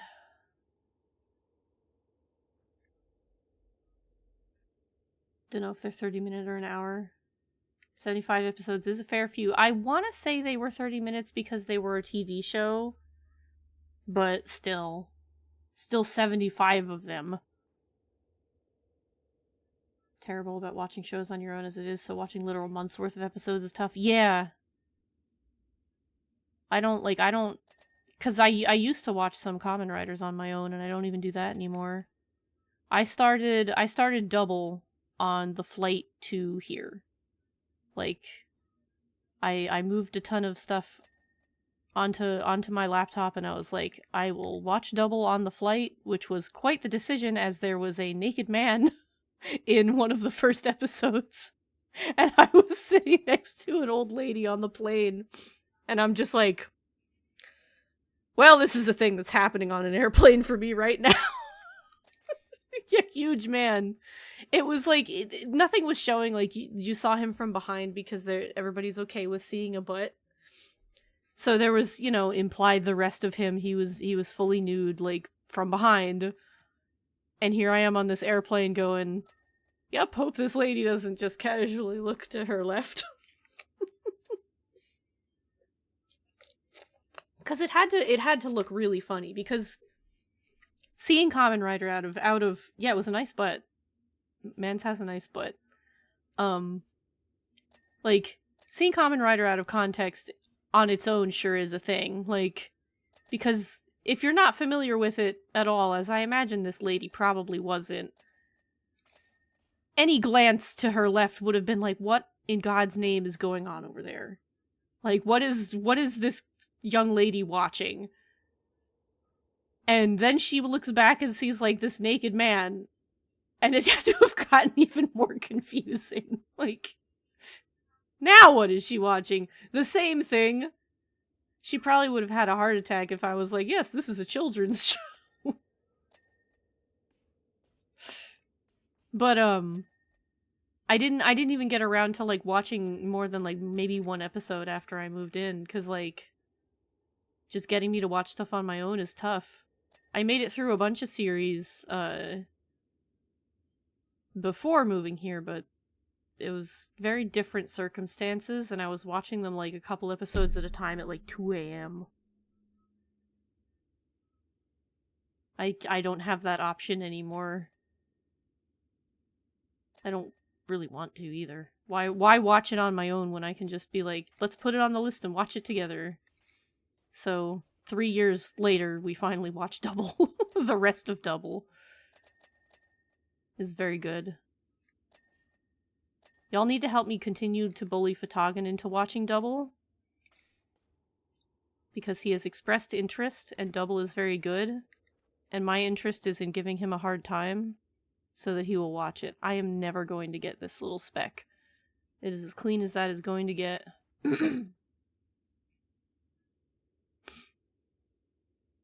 Yeah, Double's very good. Recommend it to anybody. If you want a good Kamen Rider, Double's your dudes. And if you want a good Kamen Rider and there's a nice butt in there somewhere, even better, because it's a good Kamen Rider with a nice butt in there. I think it's the only butt you see, but watch the show and find out if I'm wrong. Enjoy the butts. Have fun. Live your life. With and without butts. Watching things with friends is the main reason. Yeah. Or the main way. Yeah. Toku night tradition on Wednesdays has been a thing for 4 or 5 years now? I think 4. I think it started in, like, sometime in 2022. And we have missed very, very few Wednesdays. Like, single digits for sure. Because it's been so much fun just to watch it all together. Like, it's the thing I look forward to every week. It's the thing we make sure to do. We spend time together, we watch Toku, we have a good time. Cannot recommend enough. If you don't have a Toku night with members of your family or your friend group, you are missing out on a core part of enjoying your life. Everybody needs a Toku night. Fatagan could be watching Double with his son, and he could go, son, that's a nice butt, and that would be a weird conversation, but he could do it.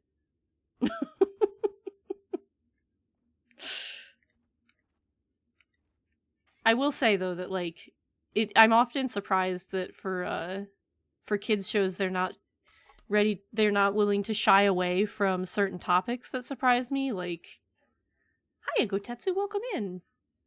And I don't know if I should go there because a lot of people you know, are can be uncomfortable with it. But like, there's a lot of heavy topics that they're not afraid to touch on, and I really appreciate them for that. And I wish that we weren't so afraid to do stuff in front of kids. Not, you know, weird shit, but I mean, like, I wish we weren't too busy keeping our kids safe from, like, real topics.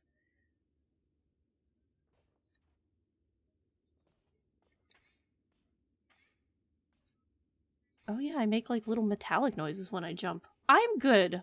I'm doing good. We got our Gonk droid.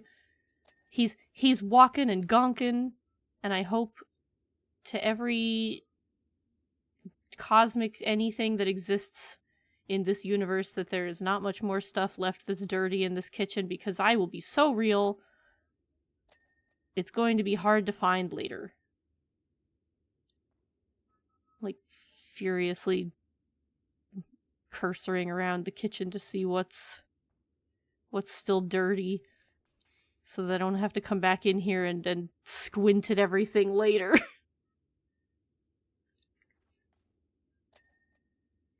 What is this? Oh, there was something. This container. Dirty, dirty container. There we go. Now the Tokusatsus gave us Kamen Rider Zets.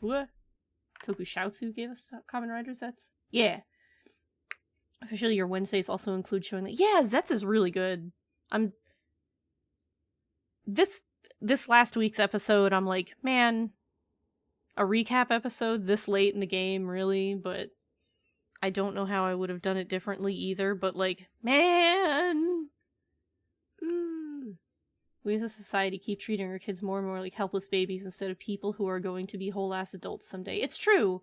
And I feel like we are taking away good opportunities to learn about important things until they become a problem. And then when they become a problem, we lose our ability to teach about it because it becomes a crisis, not a learning moment. You're, like, learning through crisis or problem doesn't always have to be the way. And unfortunately, with some of these topics, like, we as a culture only touch those topics when they come up in a bad way. Otherwise, we don't. And I disagree with it on some of those scales. Like, sure, there's stuff I would like to never have known about that exists, but, like, some of this stuff is going to come up. You're going to learn about it. It's going to happen. You're going to have to deal with it, and learning about it beforehand, and learning that it's a thing that people do so you can ask questions about it when you're young, or, like, just in general, like, so that you can inform yourself. Like, because kids ask questions about all kinds of stuff. They think about things from such wacky, wild angles that they would likely ask us questions about these things that we wouldn't expect. And I just feel like we're robbing them of the opportunity to learn about some of this stuff before it becomes, like, a crisis or a real issue. Like, because, like I said, it's heavier stuff, and I know I'm beating around the bush, but I also know that a lot of people don't like to talk about it. And that's also a thing, but it's one of those things. It's just like it's a part of life that I feel like it would be cool if we learned about things before they blindsided us sometimes.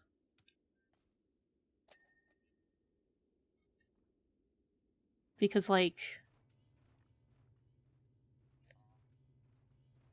I'm trying to figure out where I can go with this that's sane. Like, I'll use a personal example that kind of sucks. So, when I was 10, I want to say, maybe like 12, that general zone. One of my close friends' parents decided to murder the other one. And that was the most confusing thing to go through as a child, because we had never broached that subject before.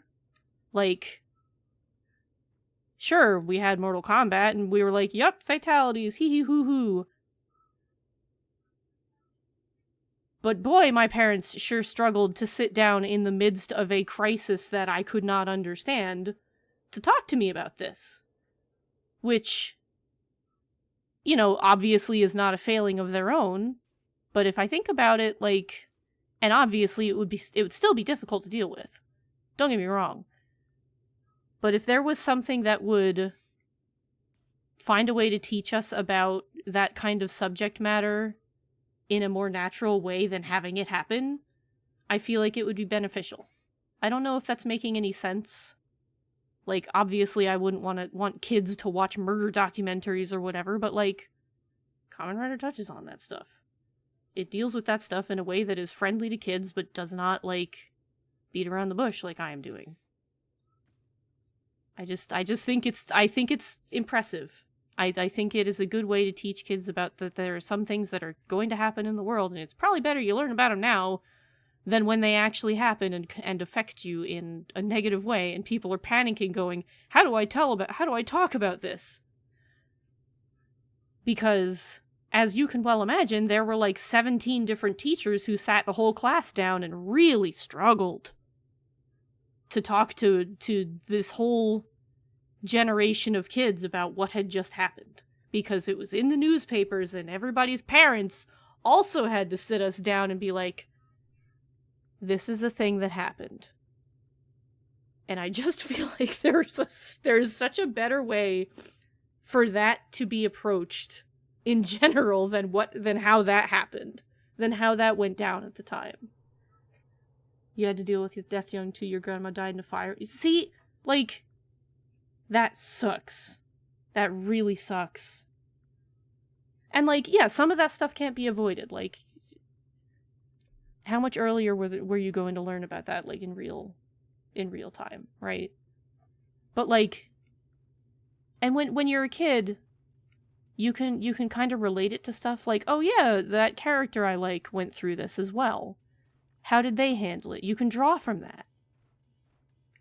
Like, you can pull from the experiences of someone you have watched because you haven't had them yet yourself, and they can empower you to deal with things because someone you look up to handled this before and you watched them do it. This is a weird rant to be on, and I realize I'm going very far out, like left field, but here we are. But I just feel like, I don't know. I feel like letting kids experience stuff in a better way would be, like, way easier. I don't know.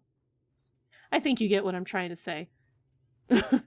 It goes into heavy topics without talking down to the target audience. Exactly. And I think it's really beneficial. I really do. I think there's a lot to be learned from it, and there's a lot of benefit to it, even if it's heavy topics. It doesn't, I guess the best way to put it is it doesn't play into the stigma of those topics.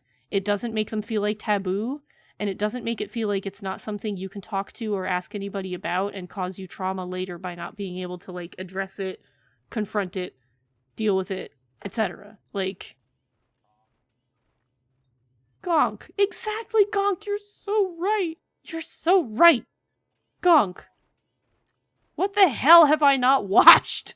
Where is the dirt? Like, I saw some of these were still dirty and I got them. Aha! There's a room full of dirt. Look at all this dirt. The whole bathroom. Kitchen? No, the kitchen was the other thing, but this doesn't look like a bathroom, but it also does. What is this? Maybe this is the toilet. It's just hidden.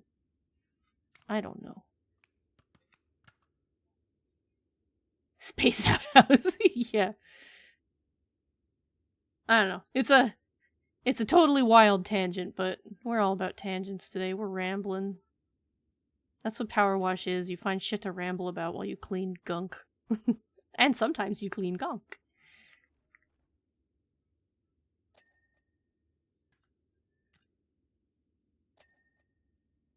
And yes, this is a hide cover of Ordinary World, and it's very good.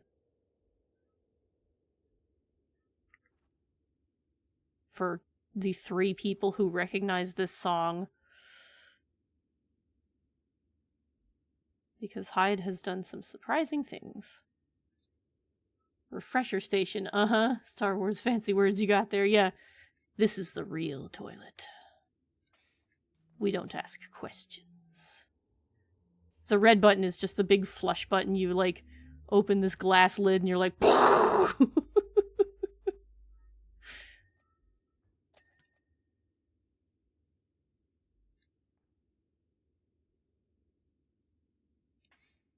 Today's Vibes and Tangents. Thank you for coming to my the weirdest TED Talk and Gonk session you've ever been in. I hope you have enjoyed your stay. Gonk. Gonk. I gotta figure out some way to incorporate them. Y'all gave me the idea for that emote, and I really want to figure out how to do it. Maybe I can get with Volk. Cause, like, Volk knows, like, animation and understands, like, walk cycles and stuff. And I'll be like, can you help me, like, figure out how to animate this little waddling man? And he'll whip it out in, like, 10 minutes and be like, you mean like this? And I'll be like, you're a god among men.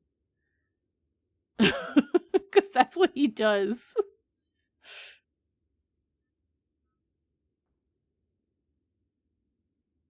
Volk is an incredible artist.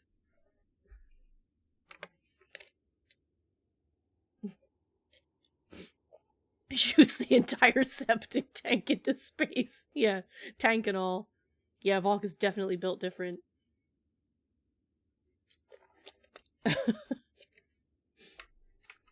Volk, who I got the absolute wildest DM from this morning. Like, well, I guess I'm not getting to work today, and it's just a picture of a giant hole, and I'm like, what the fuck happened? Like, what planet are you on, man? How did this happen?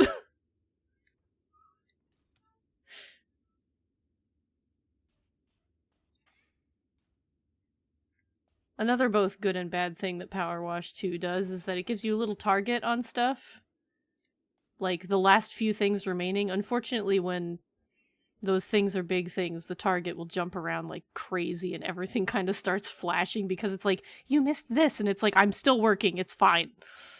Please stop flashing at me.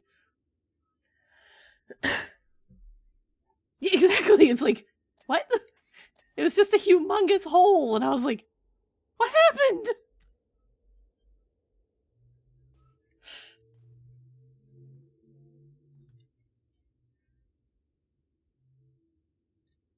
Some days I wake up to, like, just the most gorgeous art, and he's like, what do you think about this? I'm not too sure, and I'm like, sir, that is the Mona Lisa. And then other days it's like, a giant hole, I'm not going to work, and I'm like, what? I love that man. And then some days he's redrawing Ryu's taco emote out of spite.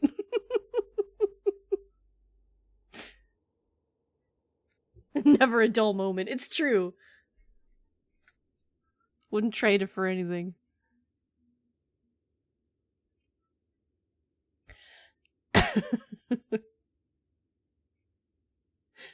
Sometimes I wake up and there's skunk girl titties in my DMs and I go, yeah. Just a sketch, he says, as he sends you, like, the equivalent of a modern masterpiece. Other days I wake up and there's a tiny Prin-related shitpost in my DMs and I go, yeah. Yeah. It's so good. Oh, right, this is just an intro track.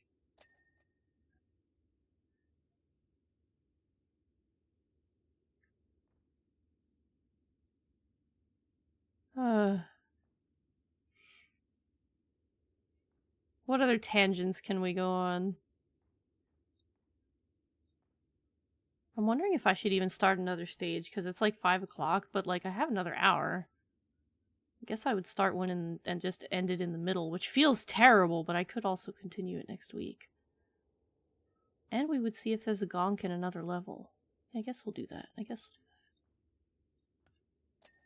Power Wash has like weird, like, how much time will this take up? I don't fucking know.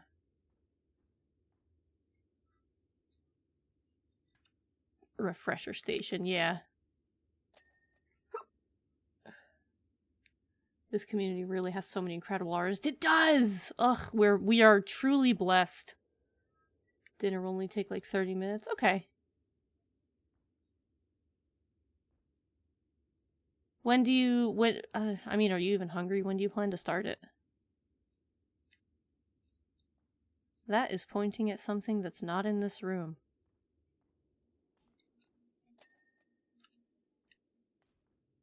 It's something in here? What are you looking at? Cup. Cup. Dirty cup. Oh, dirty cup, yeah. Dirty thingy.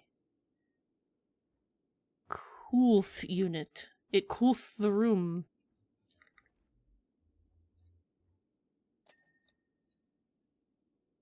It really is called a coolth unit. For coolth the room. What else? What else? Oh, there was something real dirty there. What was it? This? Yes, this. Oh, there we go. Arba! Sometimes sci-fi has amazing, wondrous machines, right? Hard not to feel a bit of imposter syndrome with how amazing this community is. Pfft, Lance, you are one of the wonderful artists in this community. You shush. You are an incredible artist. We are watching the stars. And look, here's our star now. This is our star. Tell us. What do you think? Oh!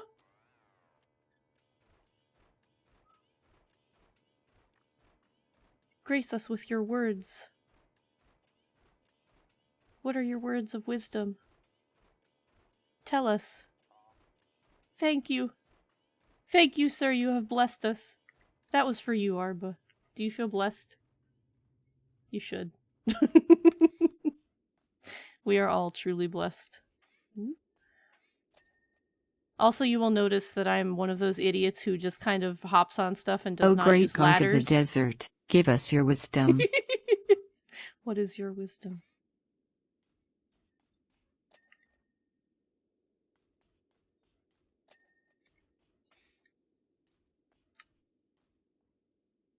One of these. Oh, yeah, that. The stairs? Oh, yeah, the stairs. Huh. Alright. There we go. Boop. The target system is a little bit funky, but I'll take it over the nonsense from the first one. You can also, you can always also get the list and get it to tell you certain things. So, like,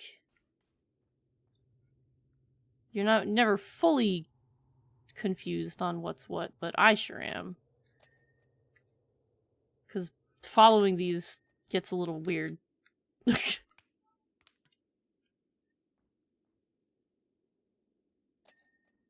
Oh, okay. Didn't mean to get the ceiling, but that's good. Didn't realize I was missing the ceiling. Oh yeah, there's plenty of mess up there still. Let's actually get a ladder. I said... Really sad that, like, Skinny Wally didn't move at all. See, that's the problem I have with ladders, is like, you need to get a better angle, but you kind of can't. You just fall off of it. There we go. Also, the button is different. Ventilation, wall, and wall panel. Oh. Alright.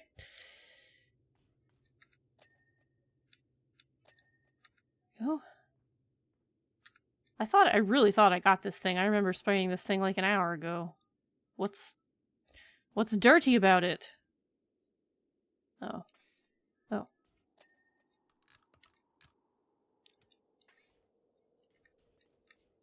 It's ladder! Please! Release me! Jesus!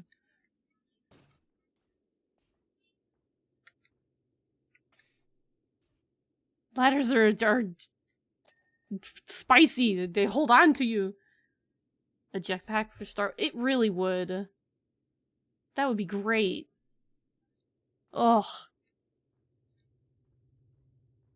Might be a pain, but oh, I'm sorry. Oh no.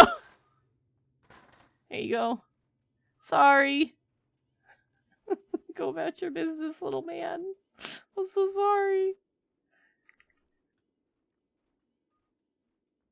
There's probably dirt on this, yep, that I did not get low enough to see.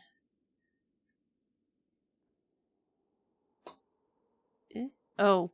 Oh, the bottom of this too. That makes sense. That makes sense. Luke's little toy.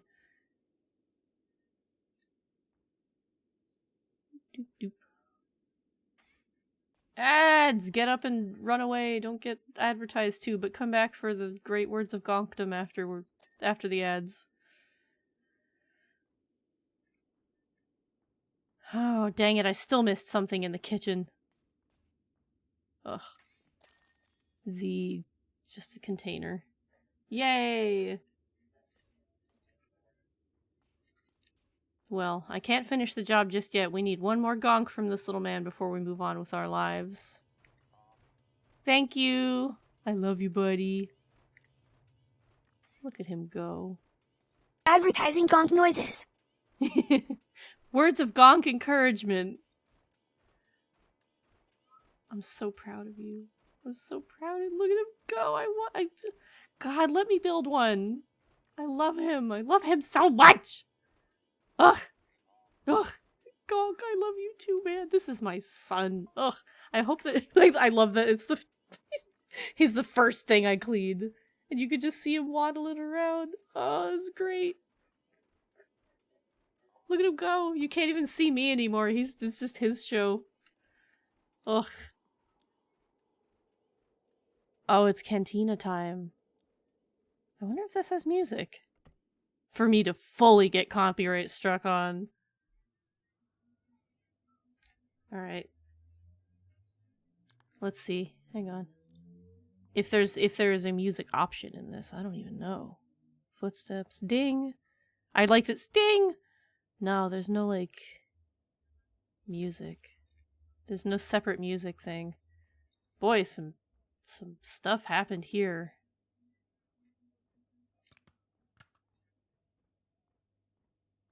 I'm wondering if there's like a turn on the jukebox or something, but no, I don't think so. Where would the band even have been in this room? They were like off to the side. They were like back here or something. Yeah, probably not gonna be any funky music. Yeah, Wild Night. Let's see.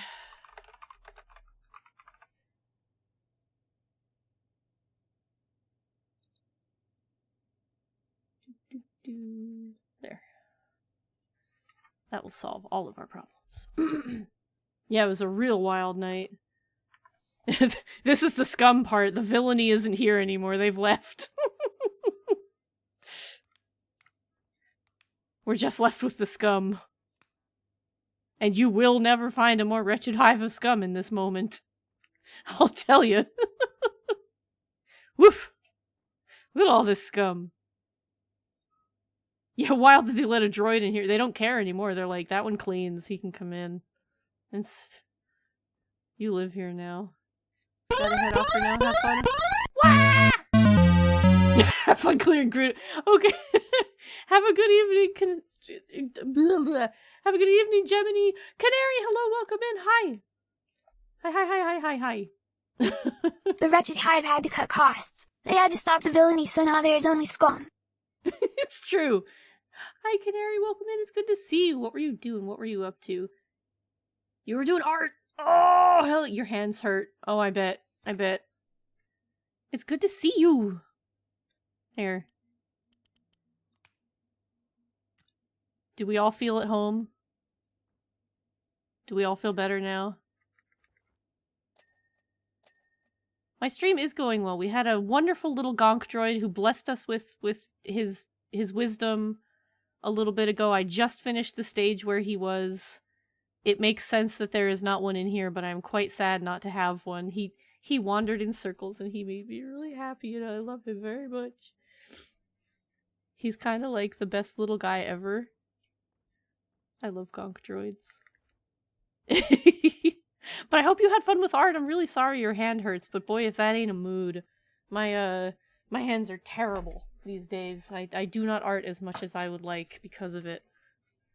I am assuming that you will be posting the art tax in the Positivity server as you frequently do. If you want me to go grab it and show it off, I certainly can.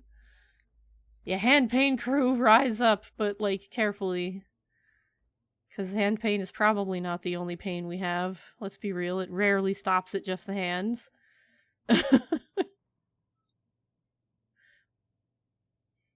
But yeah, for those of you who may not know me, hello, I'm Printers, the Hodmedod Modmedod. I'm 3 feet of felt, fluff, and fury. And today we're cleaning Star Wars, because I wanted to find a Gonk droid, because there was one in the trailer for this DLC, and that's obviously Star Wars sold me, but if I'm being real, the Gonk droid sold me more than literally anything else they could have possibly showed me in that trailer. Because I love Gonk droids more than the average bear. When okay, you did kind of push yourself a little more than you should have. Oh, please, yeah. You got a good sketch? Hell yeah, that is good to hear. But please, go get a good stretch, too. Go stretch those tendons and stuff, and go, like... Go rest your hand. I don't know if it's, like, a recommended thing. Oh. Oh, that's neat. Look at that. Oh, that's cool. I don't know if, like, massaging your tendons helps like it does for me, but if it does, go do that.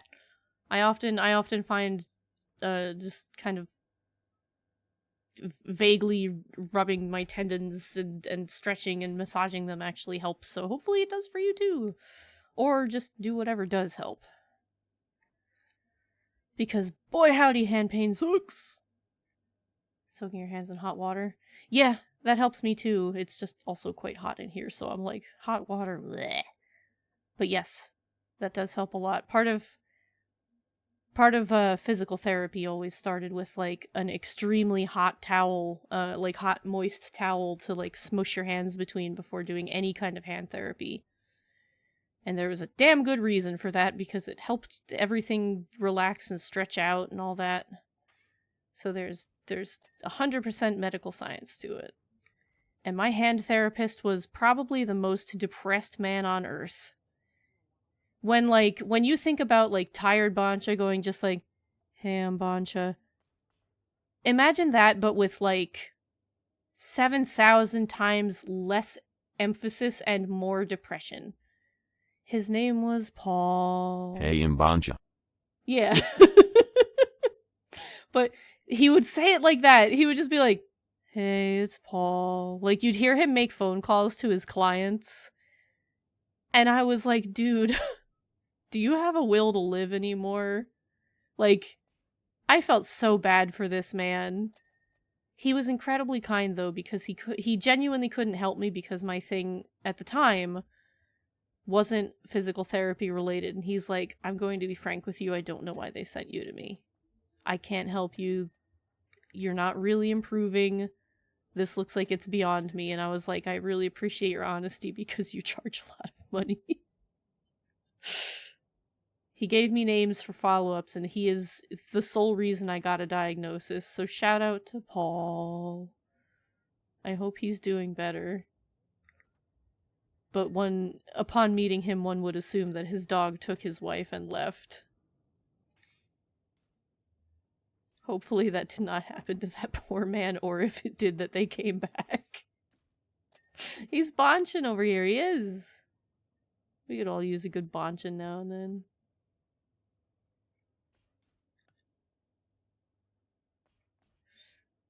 Shout out Paul, yeah. There have been most of the Pauls Paul. I've... Okay, not most of the Pauls that Boncha's met, but most of the Pauls that I met were good. Boncha's famous fuck you Paul aside. I think I only had one other Paul in, like, grade school, and he was kind of a shit, but, like, he was a kid, so he was all, like, kids are shits. Only some people I can hold stuff against from back then. That's the ones that caused actual, like, injury. Like kicking soccer balls at people and stuff. Like, F that. But I think the child Paul was just kind of an ass.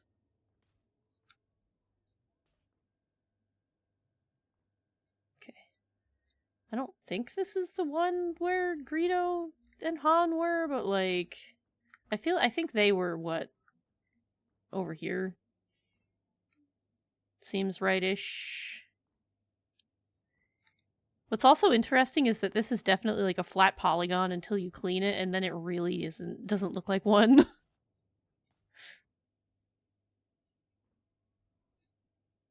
The one Paul you personally know is alright, had good qualities and bad qualities, he was typically good. That's fair. Most people have both. That's a lot of Greedo blood. It really is. He had a lot of milk in him. Also, I don't think these are my footprints. They're certainly interesting footprints, that's for sure. I wonder who/what those belong to. That's interesting. I wonder if this is supposed to be the guy who got his hand cut off, and these are Luke's footprints, and maybe this is Obi-Wan who was like right behind him. Yeah, flat polygon. Hee hee hoo. Like I'm really curious. I wonder if that's what this is supposed to be, because I think they were right about over here. And it's too dark in here to see if there's, well, this what looks kind of like arm blood, but it's interesting. It's it's very interesting. Trying to recall where everybody was at the time of events that happened in here. Maybe the devs didn't think that deeply into it, but maybe they did. Who knows? It's fun to think about. If you hear pounding from the kitchen, don't panic. You gotta flatten this chicken a little. That's fair. Show it who's boss. Give it a real stern talking to.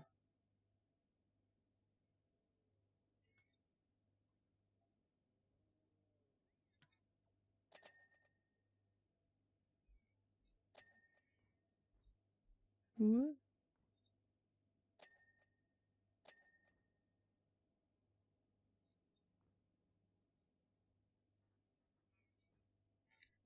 Yeah, kick its butt.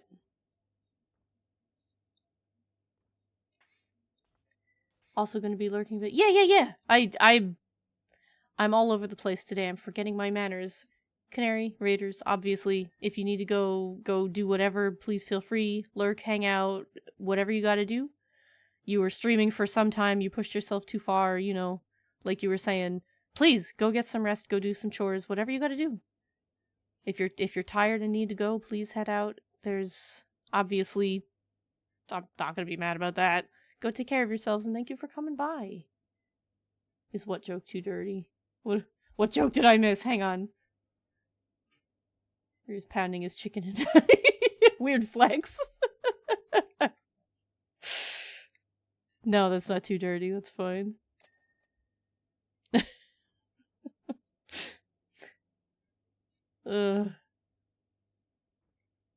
I don't.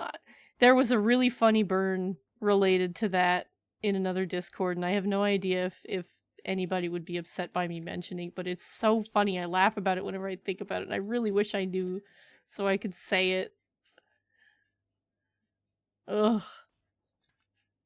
It was just an insanely funny moment, and if y'all aren't following Burner, you should, because Burner is a funny fucking guy.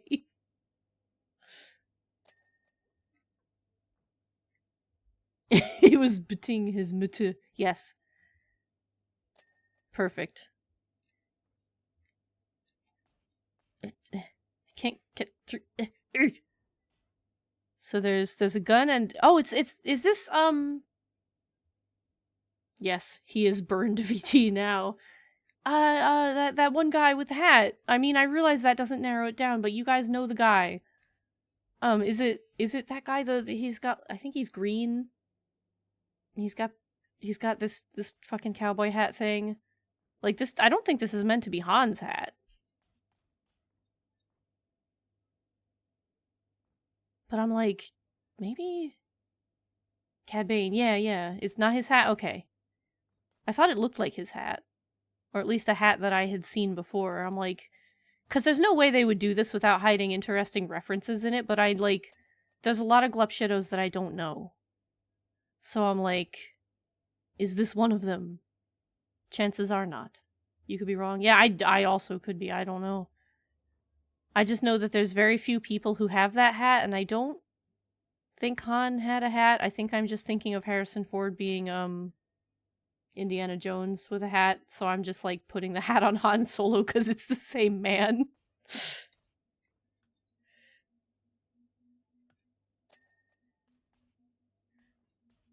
I think I'm being foolish. I'm, like, genuinely trying to remember if Han had a hat at any point.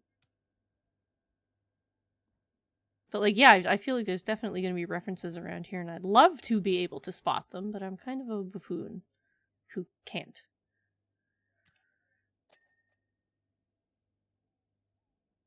I am a fool. Embo? Embo? I don't know Embo. Me waiting to find out this is some kind of Star Warsian updog joke. Who's Embo?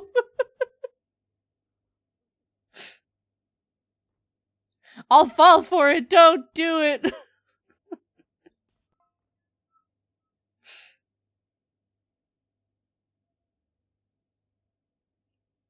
What's Embo with you? And I'll just go to the Shadow Realm. Damn that Click Flint, he got me!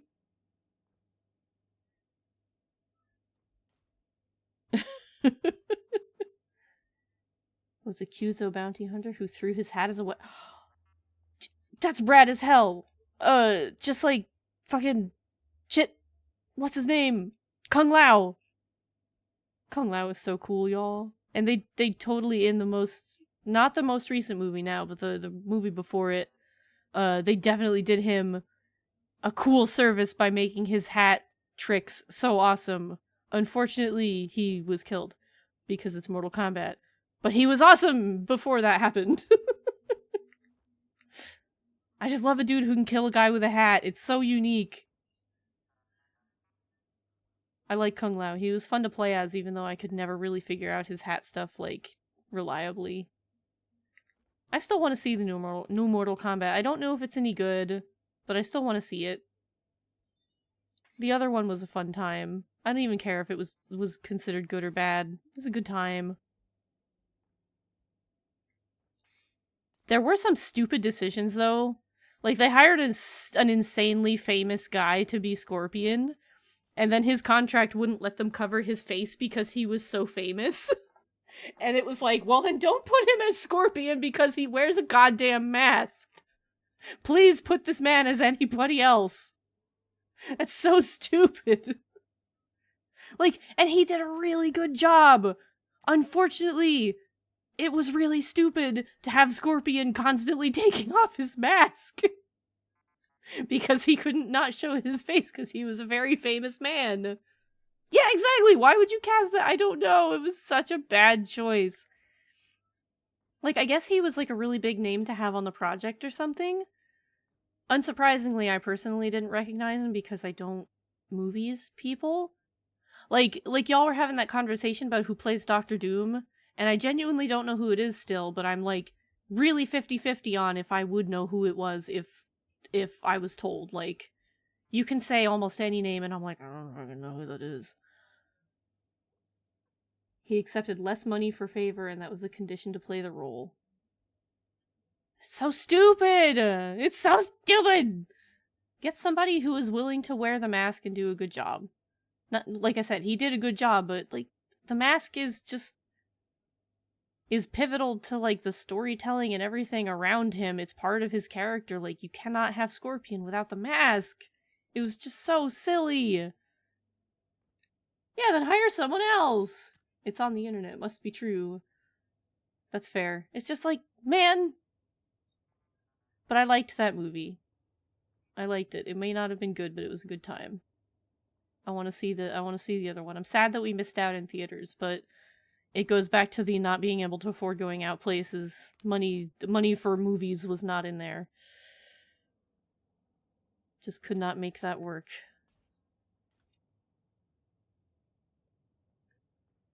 So I'll have to catch it on Prime or something. Whenever it exists to be watched elsewhere. But I'm excited because Arba says it was good, and I trust Arba's opinion.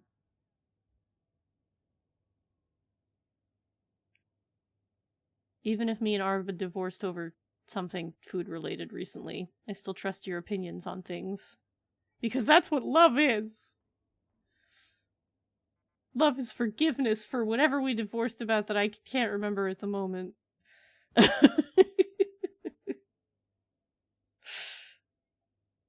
I can't remember. What was it? Do you remember, Arba? I don't... It was a food thing, I think. I don't think it was pineapples on pizza. Oh, it was Breath of the Wild! That's right, I don't like Breath of the Wild. You're entitled to that opinion. You were not invited to that divorce. That's fair.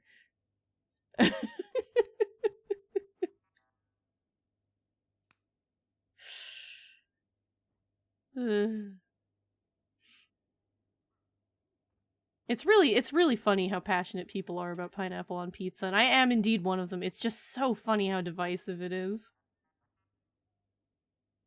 Like, when I first joined my FC, like, one of the first things they asked me were like, what are your thoughts on pineapple on pizza? And they were, like, really serious about it. I was like, oh shit, here it comes. And I was like, I like it. And everybody cheered, and I was like, oh, okay, I'm among the right people.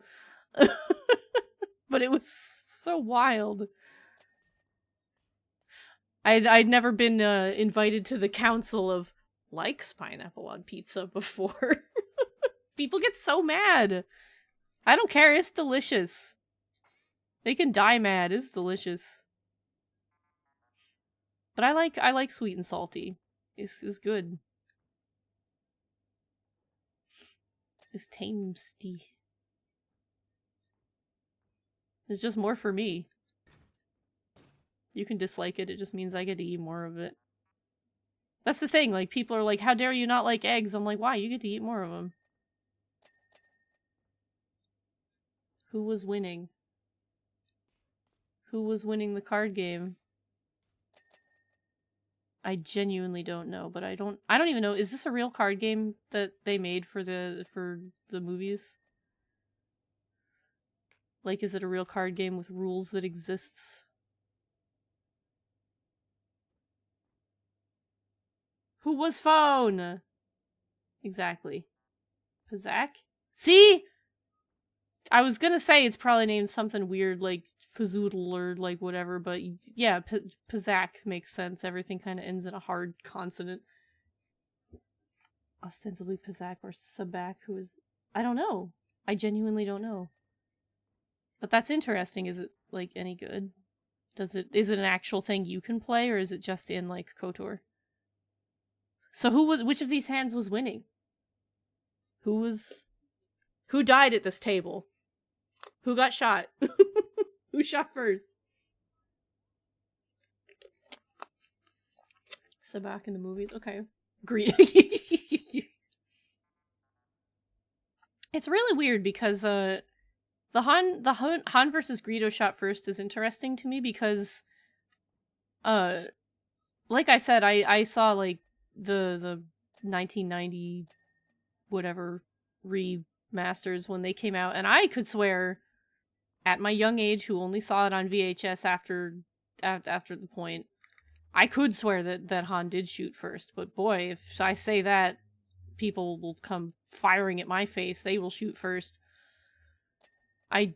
It's really strange because I'm like, what do you mean? Yeah, I thought he did, and I still genuinely think he did, but like, I have been told that those VHSs are otherwise, and I'm like, man, that's really wild to me. We're talking about Ham Salad winning the Aluminum Falcon. Oh, really? Oh, was that in Solo? I remember there being a card game in it. I don't remember him mentioning it in A New Hope, but it's been a hot minute. We watched A New Hope like last year or the year before that, and I feel bad for not remembering so many details of the one that I say is my favorite one, but man, a lot has happened since then. Just an excuse to watch it again, I say. Thought it was an Empire? Maybe? Because Empire's the one I haven't seen in a very long time either, because we only watched A New Hope. We were like, we should watch the rest, and then we just kind of have not done that yet. Okay. I wonder if it's a real printed game that you could play. I like card games. I don't know, like, too many card games, but I like them. I like the ones that I know. Like, a lot of kids growing up used to be into Old Maid, and I've never played it. I only know of, like, War and Poker. I got taught, Texas Hold'em at one point, and I don't remember anything about it. There was also a game that was really popular called Bullshit that used to start, like, damn near fist fights. I did not get in on that one. People were real passionate about that game. That was like the Amogus of card games, and it led to some serious issues, some grudges that definitely shouldn't exist. Ooh. What is that?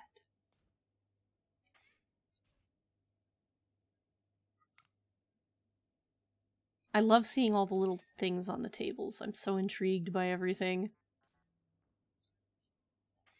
I'm also stuck on all the couches, I'm sorry. So there's some dollary-doos.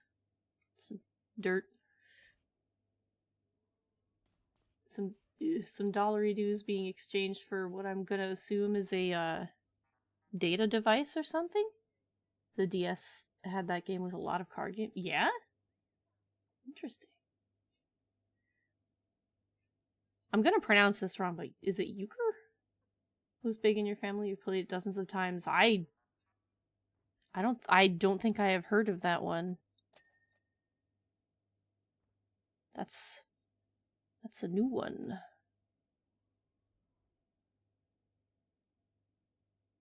I love that there's so much variety in card games, and you can kind of just make up whatever on the fly if you wanted to.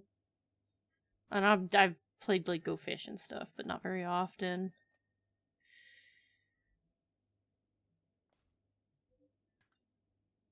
There was at one point in high school where I started a game of War with a friend in homeroom, and we had several classes together, so we just kept our hands, and throughout the entire day at school we would just bust them out and play cards. Like, at the beginning and end of every class we would go a round or two of War for the entire day. I do not remember who won. It took so long. I think I ended up just being like, alright, I gotta go home. Give me the rest of the deck, please. It was a good time. Good memories. I miss him a lot. I hope he's doing good.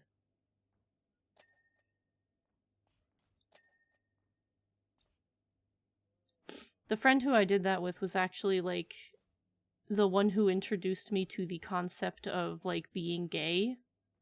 I realize that's wild. But small town, you must remember. Like, I didn't understand it. I didn't think much about it. And then, like, he explained it, he was like, I'm gay, and I was like, what? And, like, he, we went through the whole everything, and I was like, oh. That's a thing that can happen? He was like, yeah. Like, okay. Alright, neat. Like, it just hadn't occurred to me before. It was probably a subject my family shied away from. They're not the most welcoming of folks. Resco, 36 months! Holy cow! Thank you for the resub. Hello, it's good to see you. Oh, that's really good. Look, who are you? Look at this Kremling-ass guy. Look at him. What? What the heck are you? You're cool.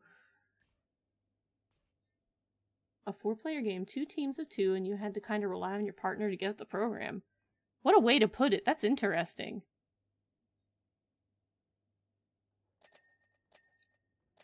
Oh, more card games and whatever that is.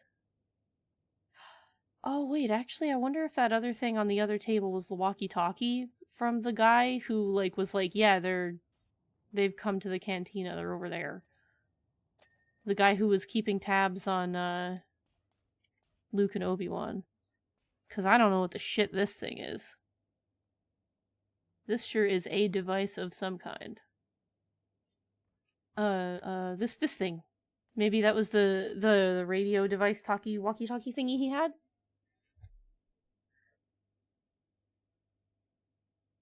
Maybe? I like trying to piece this together. I'm probably so horribly wrong. But I'm having fun thinking about it.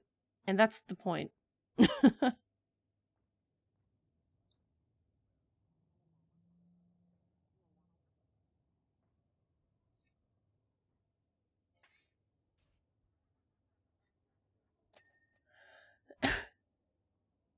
Chicken is in the oven. Yay! Welcome back. You're the one who can settle this debate. What's the name of the card game? And which one was the other name of the card game? Love that you're hunting down the stuff. Yeah, it's neat. This card game, what's the name of it? / which version of it was in what? Sabaka's move with. Okay. I feel like that's the opposite of what Sally said, and that's entertaining to me. So is it a real printed card game that exists, or is it just a video game / movie card game that, like, isn't really a thing? Because they're neat. They're neat cards. I would like to... It'd be fun to learn, I feel like. I like it. It's cool looking, but I can't tell who's winning or anything. You can get it... we have to go back. Get some cards. Yeah, Ryu would know. That's why I'm like, come back, Taising. Tell me. Please.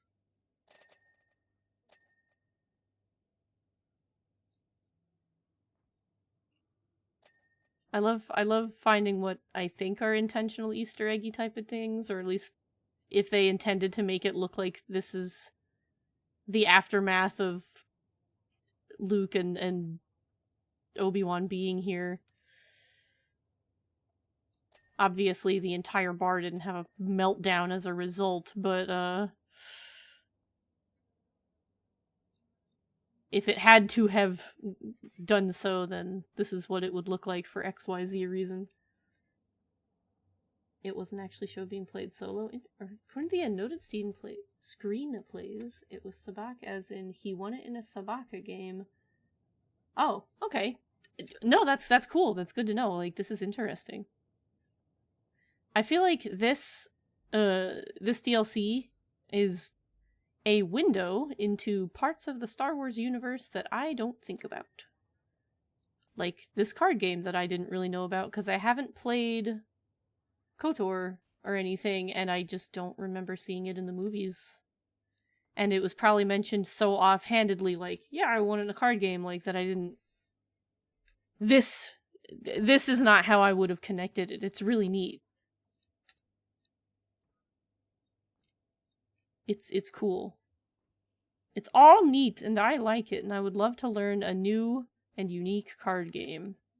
I guess we're gonna have to go back to Batu. I also want to get a good way to display my lightsaber, because it is a crime to have that thing in the closet for so long. I got a really badass lightsaber. I originally got it with a purple crystal.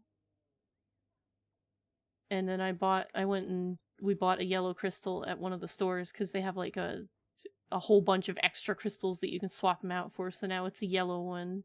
And it's a really cool looking lightsaber and I like it, and it deserves to not be in the closet. Get off the floor. Thank you. But yeah, that was from the screenplays for Empire. Okay. Yeah, Ryu, we're gonna have to watch Empire again. Apparently I'm remembering way less than I want to. Oh, these are the instruments, so they were over here, right? Is that what this is? Yeah, this looks like an instrument. It's like little horns and stuff. I guess this is like... Yeah, here's all the fluty flutes. Yeah, okay. So the band was over here. Got it. For some reason, well, I guess, which isn't terribly surprising, I thought this was like a gun rack when it was all dirty because I was like, yep, that tracks. Because everybody in here's got guns. Even though they're not really supposed to, I don't think. If they didn't have a weapons policy in A New Hope, they certainly do now. Because a dude got shot and a dude lost a hand. Bispoof. The space oboes, yeah! The flutaloodles. The oboes, the didgeridudes, etc. That's what I want to call the race of the guys who played these, the didgeridudes. The original lore is that Han was playing against Lando and his wager was for any ship from Lando's shipyard. Turns out the Falcon was parked in the shipyard at the time. Damn. Probably, if I had to guess, the one ship that Lando didn't want to lose. Whoops. I like that it's called the Omnibox. That implies that this instrument can do, like, fucking anything. The Omnibox. Which honestly really strikes me as one of the most futuristic thoughts that we could have had when this was designed. Like, yeah, we will have instruments called the Omnibox and they will do fucking everything. We don't need to worry about, you know, playing 6 different instruments when we have the Omnibox. I can definitely imagine us thinking that way. The Gassan string drum. Neat. I love that these have names. What is this? The fizz? The clue horn? The fanfare? And the other fanfare. Oh, this is lovely. I love the clue horn and the fizz. That's so good. I love this. This is great. The mega accordion, yeah. Welcome back, Bunny. Good to see you. We're cleaning up the bar. We're learning about futuristic sci-fi instruments like the clue horn and the fizz. Hee.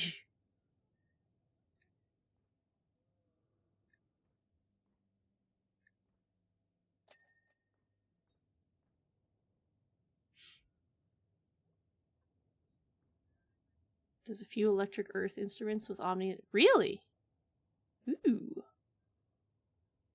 What are they called? What is the rest of their title? We learned many things here today.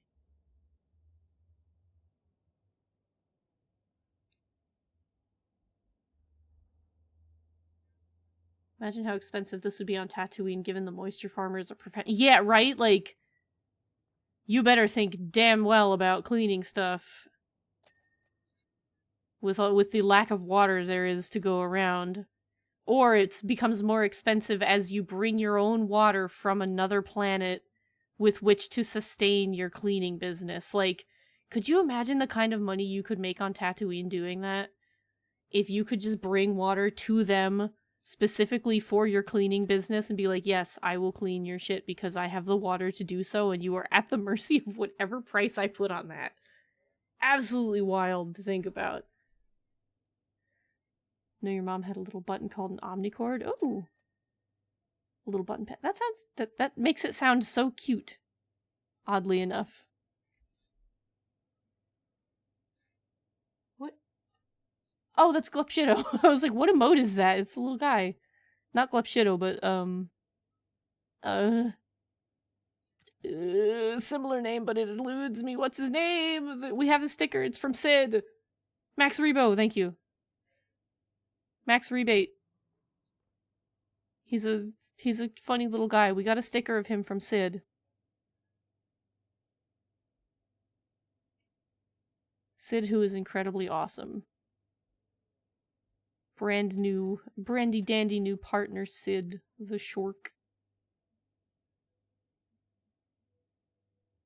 Feel free to give Sid a shout out for being awesome. Yeah, Sid's incredible. I don't know the context of that emote, but I appreciate the little man. Many people are saying this. It is true. Those many people speak the truth.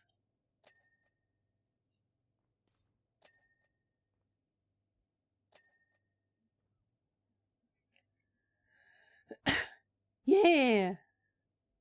They've been just chatting about God knows what, but maybe they've been chatting about Max Rebo. But yeah, I guess they've had that emote for a hot minute because we got those stickers like 2 years ago. He's around here somewhere. I think we had 2 of them, and I think mine's in the sticker book we made.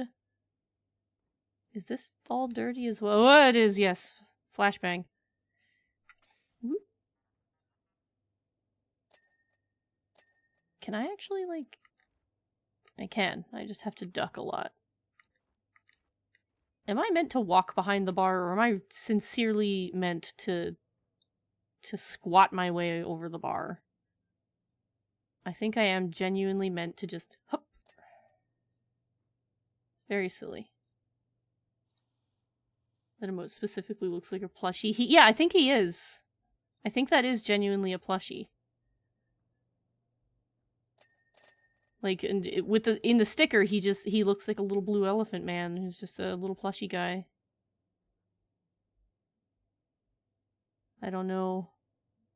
I didn't know there was a plushie of him, but if there is one, that's probably it. This is probably the best angle I'll get on some of this.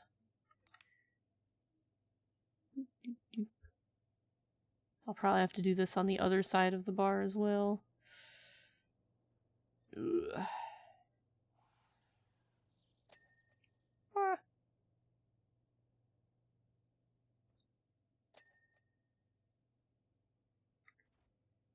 God, there's so much. Oh, okay.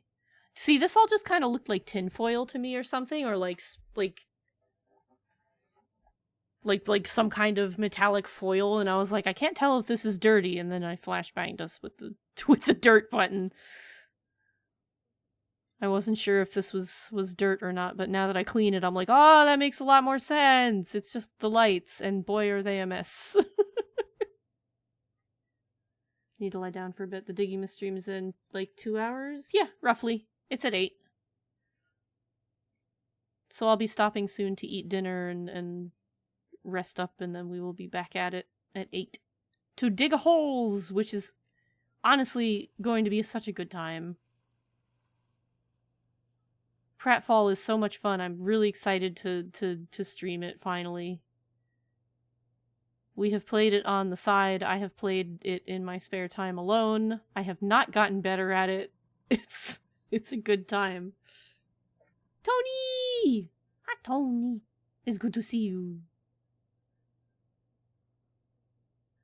You having a good work day? Are you on break? Positive Vermont in a couple hours. Yeah. Thank you for being here, Gabby. Go get some good rest. Enjoy your horizontals. Horizontals are not hard to come by, but sleep is. I hope you get, like, a nice nap. Tony, we saw a Gonk droid! And he gonked! Working and chatting. Ooh. Watching streams on the clock like a rebel. Ooh. Ooh. Must be dead then. Work must be dead.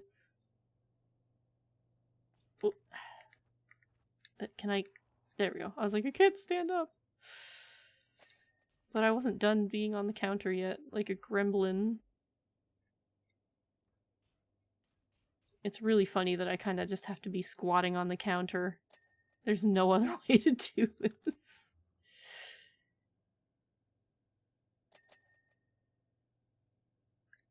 Work is busy, you just need the distract. That's fair. Big fair. Well, you've come to the right place because distracted and distraction is the name of the game today. I have been hopping topics like crazy and have covered all kinds of stuff from, wow, we didn't expect to go there, to, you sure can talk about Gonk droids for a while. You're in the right place. Is this a... Yeah, what? Ryu, do you recognize this? What is this thing? Does this look familiar to you? Is this that guy's walkie-talkie, or is this something else? But when I tell you that Gonk droid was so cute, you have no idea. That's the, Can I get a... You would know what these things are. You know things. You certainly know more things than I do.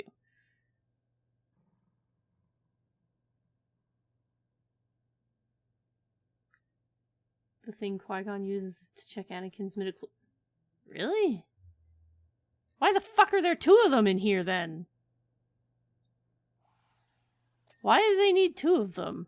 I will say, though, it might not be...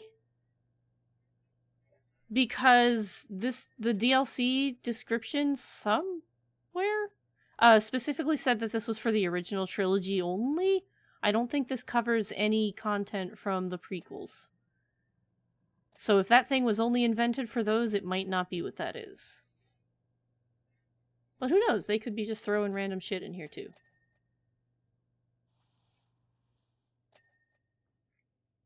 I'm hoping the fact that this is just the original means maybe they'll do one for the trilogy or the prequels too. Because that would be neat. How did I clean the one over there while I was not aiming at it? Confusion! I'll take it, though. For the sound chips that came with the TPM action... Oh, interesting. The ComTech reader. Oh, so it does other stuff, too, then. It sounds like a kind of a multi-purpose thing. Okay. That makes some sense, then. Because, like, that's a kind of device where I would be like, yeah, they just kind of invented it to do that weird specific thing, but maybe not. Kind of like the equivalent of just a multi-tool. A digital multi-tool. That's tracks. I have no idea what I just dinged. That light, maybe? I'll take it, but I'm confused. Can I get on this bar?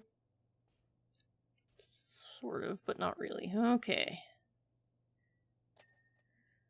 How many of these are still nasty? Like all of them.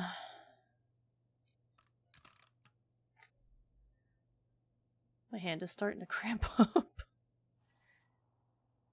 Use the mouse for a few minutes to give my knuckles a bit of a break.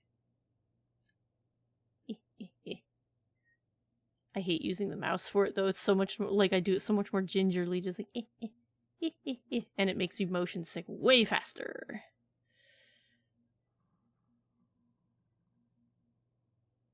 Yeah, I hate doing this with a mouse, actually.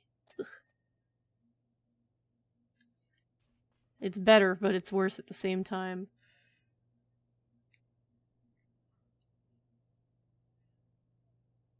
Rosie! That's my favorite sloth! Hi, Rosie. Good to see you.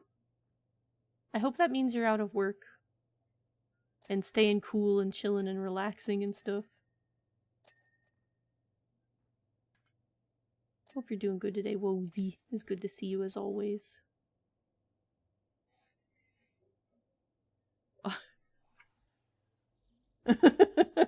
Autocorrect corrected it to Hobmidob?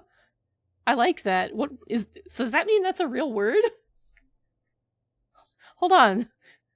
The plot thickens in an interesting way. Does that mean Hobmidob is a real word? Like, I'm pretty sure Hodmedod is somewhere. But that would be news to me. God, please. Dings. Give me more dings. Thank you. I need them. I crave them. Ding for me!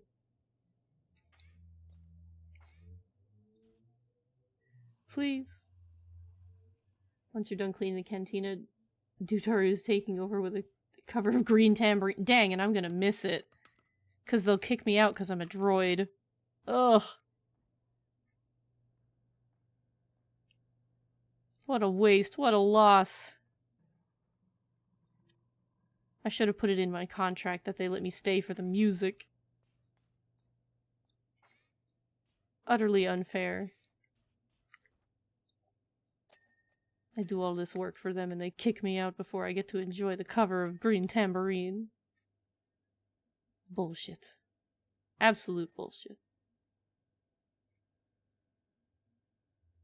Okay, so that counts as the bar top, and the bar top is done.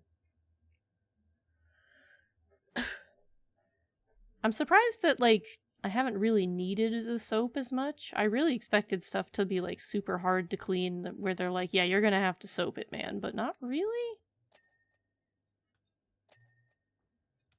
Hasn't been too bad. Either that or I've just been vibing anyway, but, like, I'm really surprised.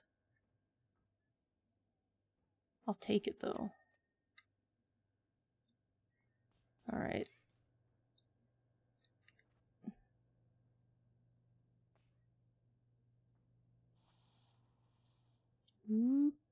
This is such a crunched area. Oh, okay, there we go.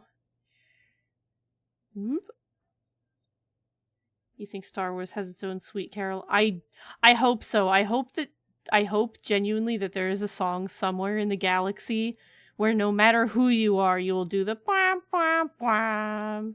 Like, I hope they have their equivalent. I don't even care about that song, but like, that would make me so happy. Like, I'm not a huge Sweet Caroline enjoyer. However, comma, I get it. Okay, want to say the bar is done for now. Boop. Hope there's a living on a prayer. Yeah, right? Like, there's gotta be something.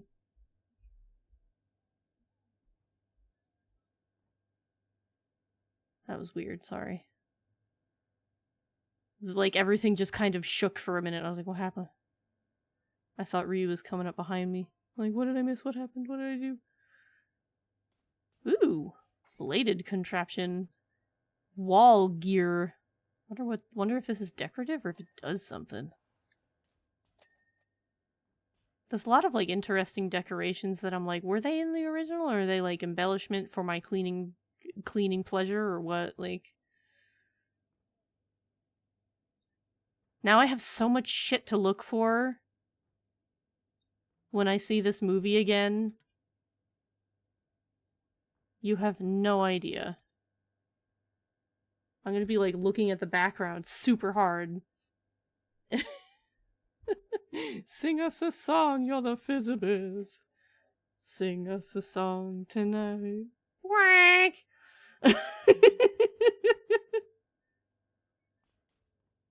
Cause we're on the run from the Empire.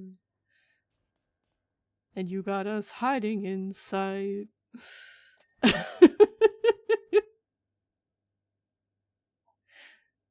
Yeah, are there like galaxy-wide known musicians? There's gotta be, right? Like, there has to be something special about that lady that sings and dances at Jabba's, like... She's a special appearance that they paid a lot of money to get to show up because she's super famous, right? Was that a little tube mouth? Yes. I'm trying to remember exactly what the Bith look like. Like, I know what they look like, but... Keep fucking tripping on this chair. I wish there was a Gonk droid in here. I know why there isn't, but I wish there was. There is a bar in one of the fucking Jedi Outcast games, what like the Jedi ones with the cool ones. I'm losing my brain. Either Jedi Survivor or Jedi Outcast, one or the other, that has a little Gonk droid in one of the bars, and on his front they have painted a little like suit and bow tie. And he is my favorite Gonk droid in existence. He is such a dapper little man. He is perfect in every conceivable way, and he hangs out in like the bathroom area or something. And he's just there gonking with his little bow tie and his little suit. And he's the best little guy. And they need to do more of that. There needs to be more of that in everybody's life. I want to high five whoever created that little man and who thought of him. They got little butt cheek faces. Okay, I think I know which guys you're talking about.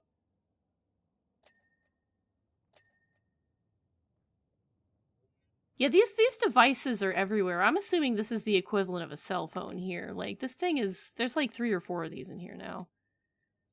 There's a whole ass deck of cards. Oh, is that like a card dispenser, though? Yeah, it is! Oh, that's neat! Like a deck box. That's cool! I like that. I like that a lot. I wish to own one. They are selling me. They were probably intending to, but they are succeeding. That's a communicator. Okay. The cell phone equivalent makes sense, because, like, why would so many people have them if they were something different? Like, there's a few of them hanging around.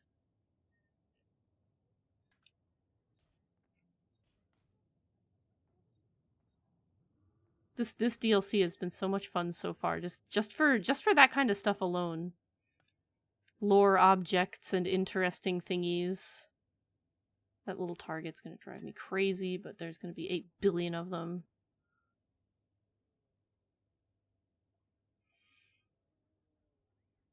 This actually works out. I didn't think I could clean the cantina this quickly, but I'll finish it up and we'll find somebody to raid out to.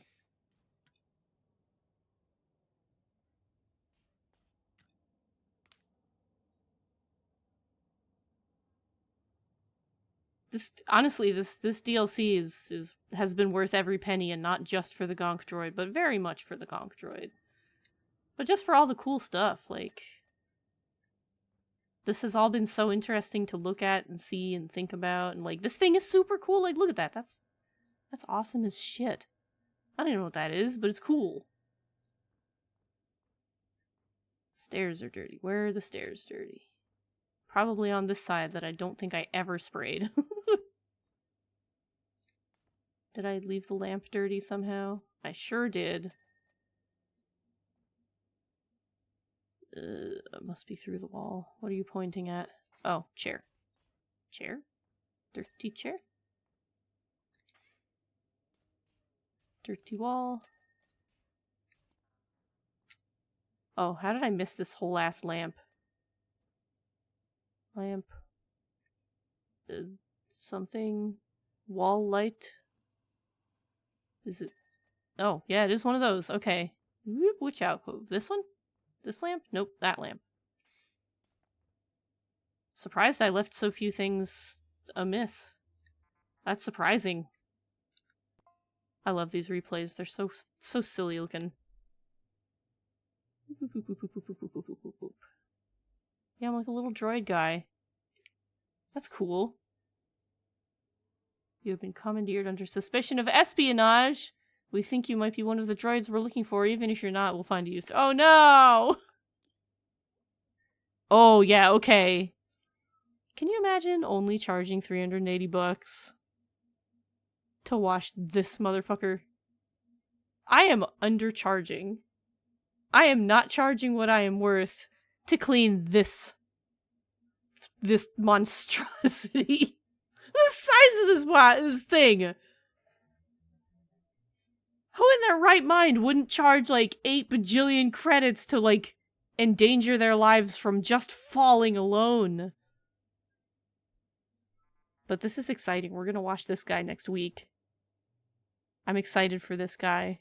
I want to say this thing said it had 4 maps, but I'm not sure. But it might have more than that, because this is only 2, so maybe it has 6. We have the jet force of high pressure water, blah, blah, blah. Yeah, 6 iconic trilogy locations and ships. Heck yeah. Okay, we've got plenty more to do then, yeah. Next week we're gonna start with the AT-AT, and that's gonna be wild. Caldera Chronicles is only half done? Did they add more than a bowling alley? No, they only added a bowling alley. I guess that just means there's more stuff planned in the future. And no, I don't have this DLC. I don't care about it, so... Please do not ask me to watch Adventure Time. I do not own it. As long as you're not watching. That would be really funny and terrible. You're like just out in space, and you like every time you pressure wash, you just float away from it a little bit, and you're like, God damn it. It's me pressure washing out into space, like incredible. I don't need that in my life. No one needs that. Alright. Let's see where we're going. Let's see who we're saying hi to. My goodness. Why is it only showing me 4 people?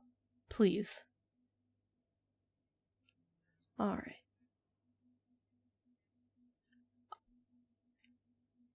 Hum. A lot of people going. A lot of them are the always on channels. Come to think of it, the Kamen Rider channel died, huh? I haven't seen that online in a hot minute. Thinking about it. Like, I see the Zelda channel going, and I'm like, wait a minute. What the hell happened to the Kamen Rider channel? It's gone! Oh no, the ads! Sorry, you have to sit through one last ad break. I'm very sorry. It sucks. Actually, wait. Let me see. We have not gone here yet.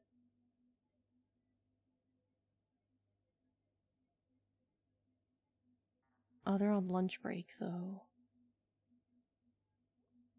I wonder how long they went on lunch break. Let me do some... Let me do some investigating. So they went on break about 10 minutes ago. Okay, so they should be back soon, right?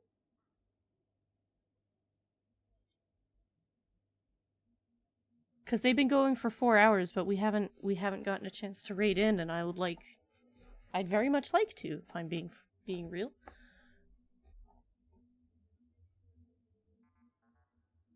Can't imagine they'll be gone for that long. Hum. Decisions. I don't think they've been going when I have ever. Screw it. I think they'll be back soon, and I would really like to raid them.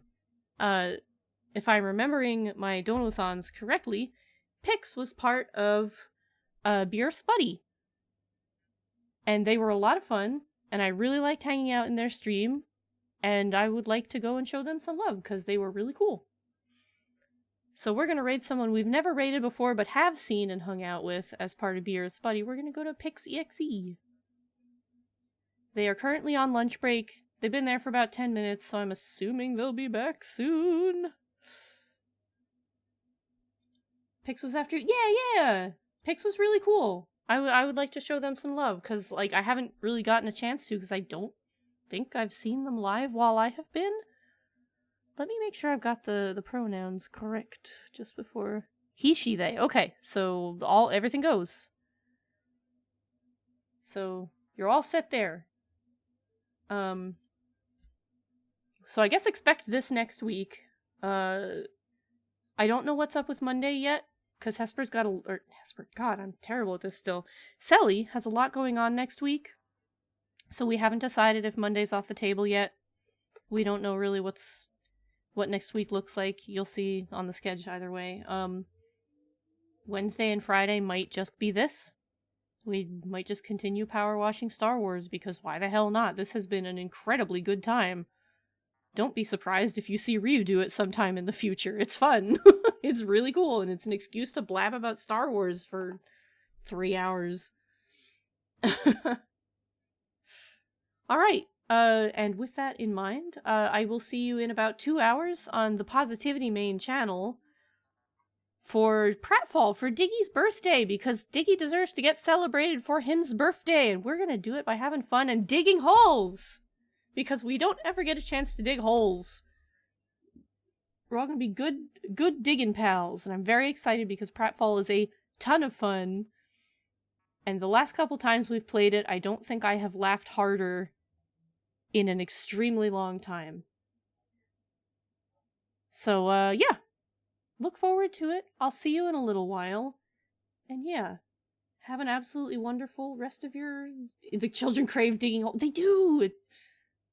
Digging is fun. I don't know, something about it. Alright. I will see y'all later. Have a beautiful, glorious evening. If we don't see you later, then have a wonderful weekend, and I'll see you next week sometime. I love you all very much. Goodbye.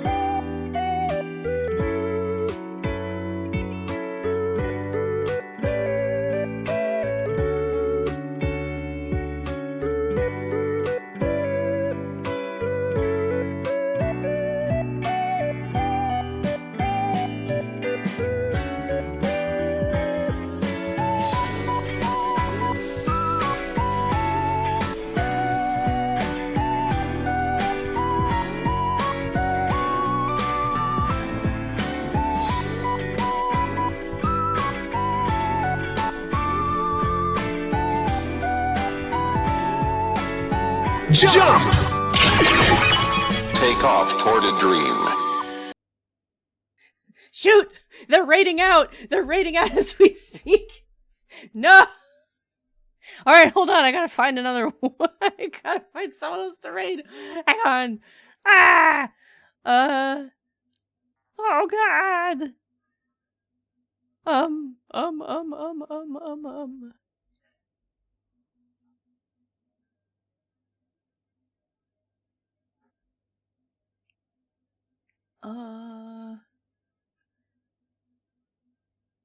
Oh my god. Umi is doing an endurance stream, and she has been going for 8.5 hours. She is trying to go for 24 hours. That is insane. Let's go show Umi some love and cheer her on, because holy crap. Holy crap, that's a lot. The title is, Can We Go for 24 Hours? I don't know. I know I couldn't, but yes, Gonk's words of Gonk encouragement. Okay. Take 2 on rating. We're gonna go say hi to Umi. We're gonna cheer her on for trying to go for 24 hours. I love y'all. Goodbye again.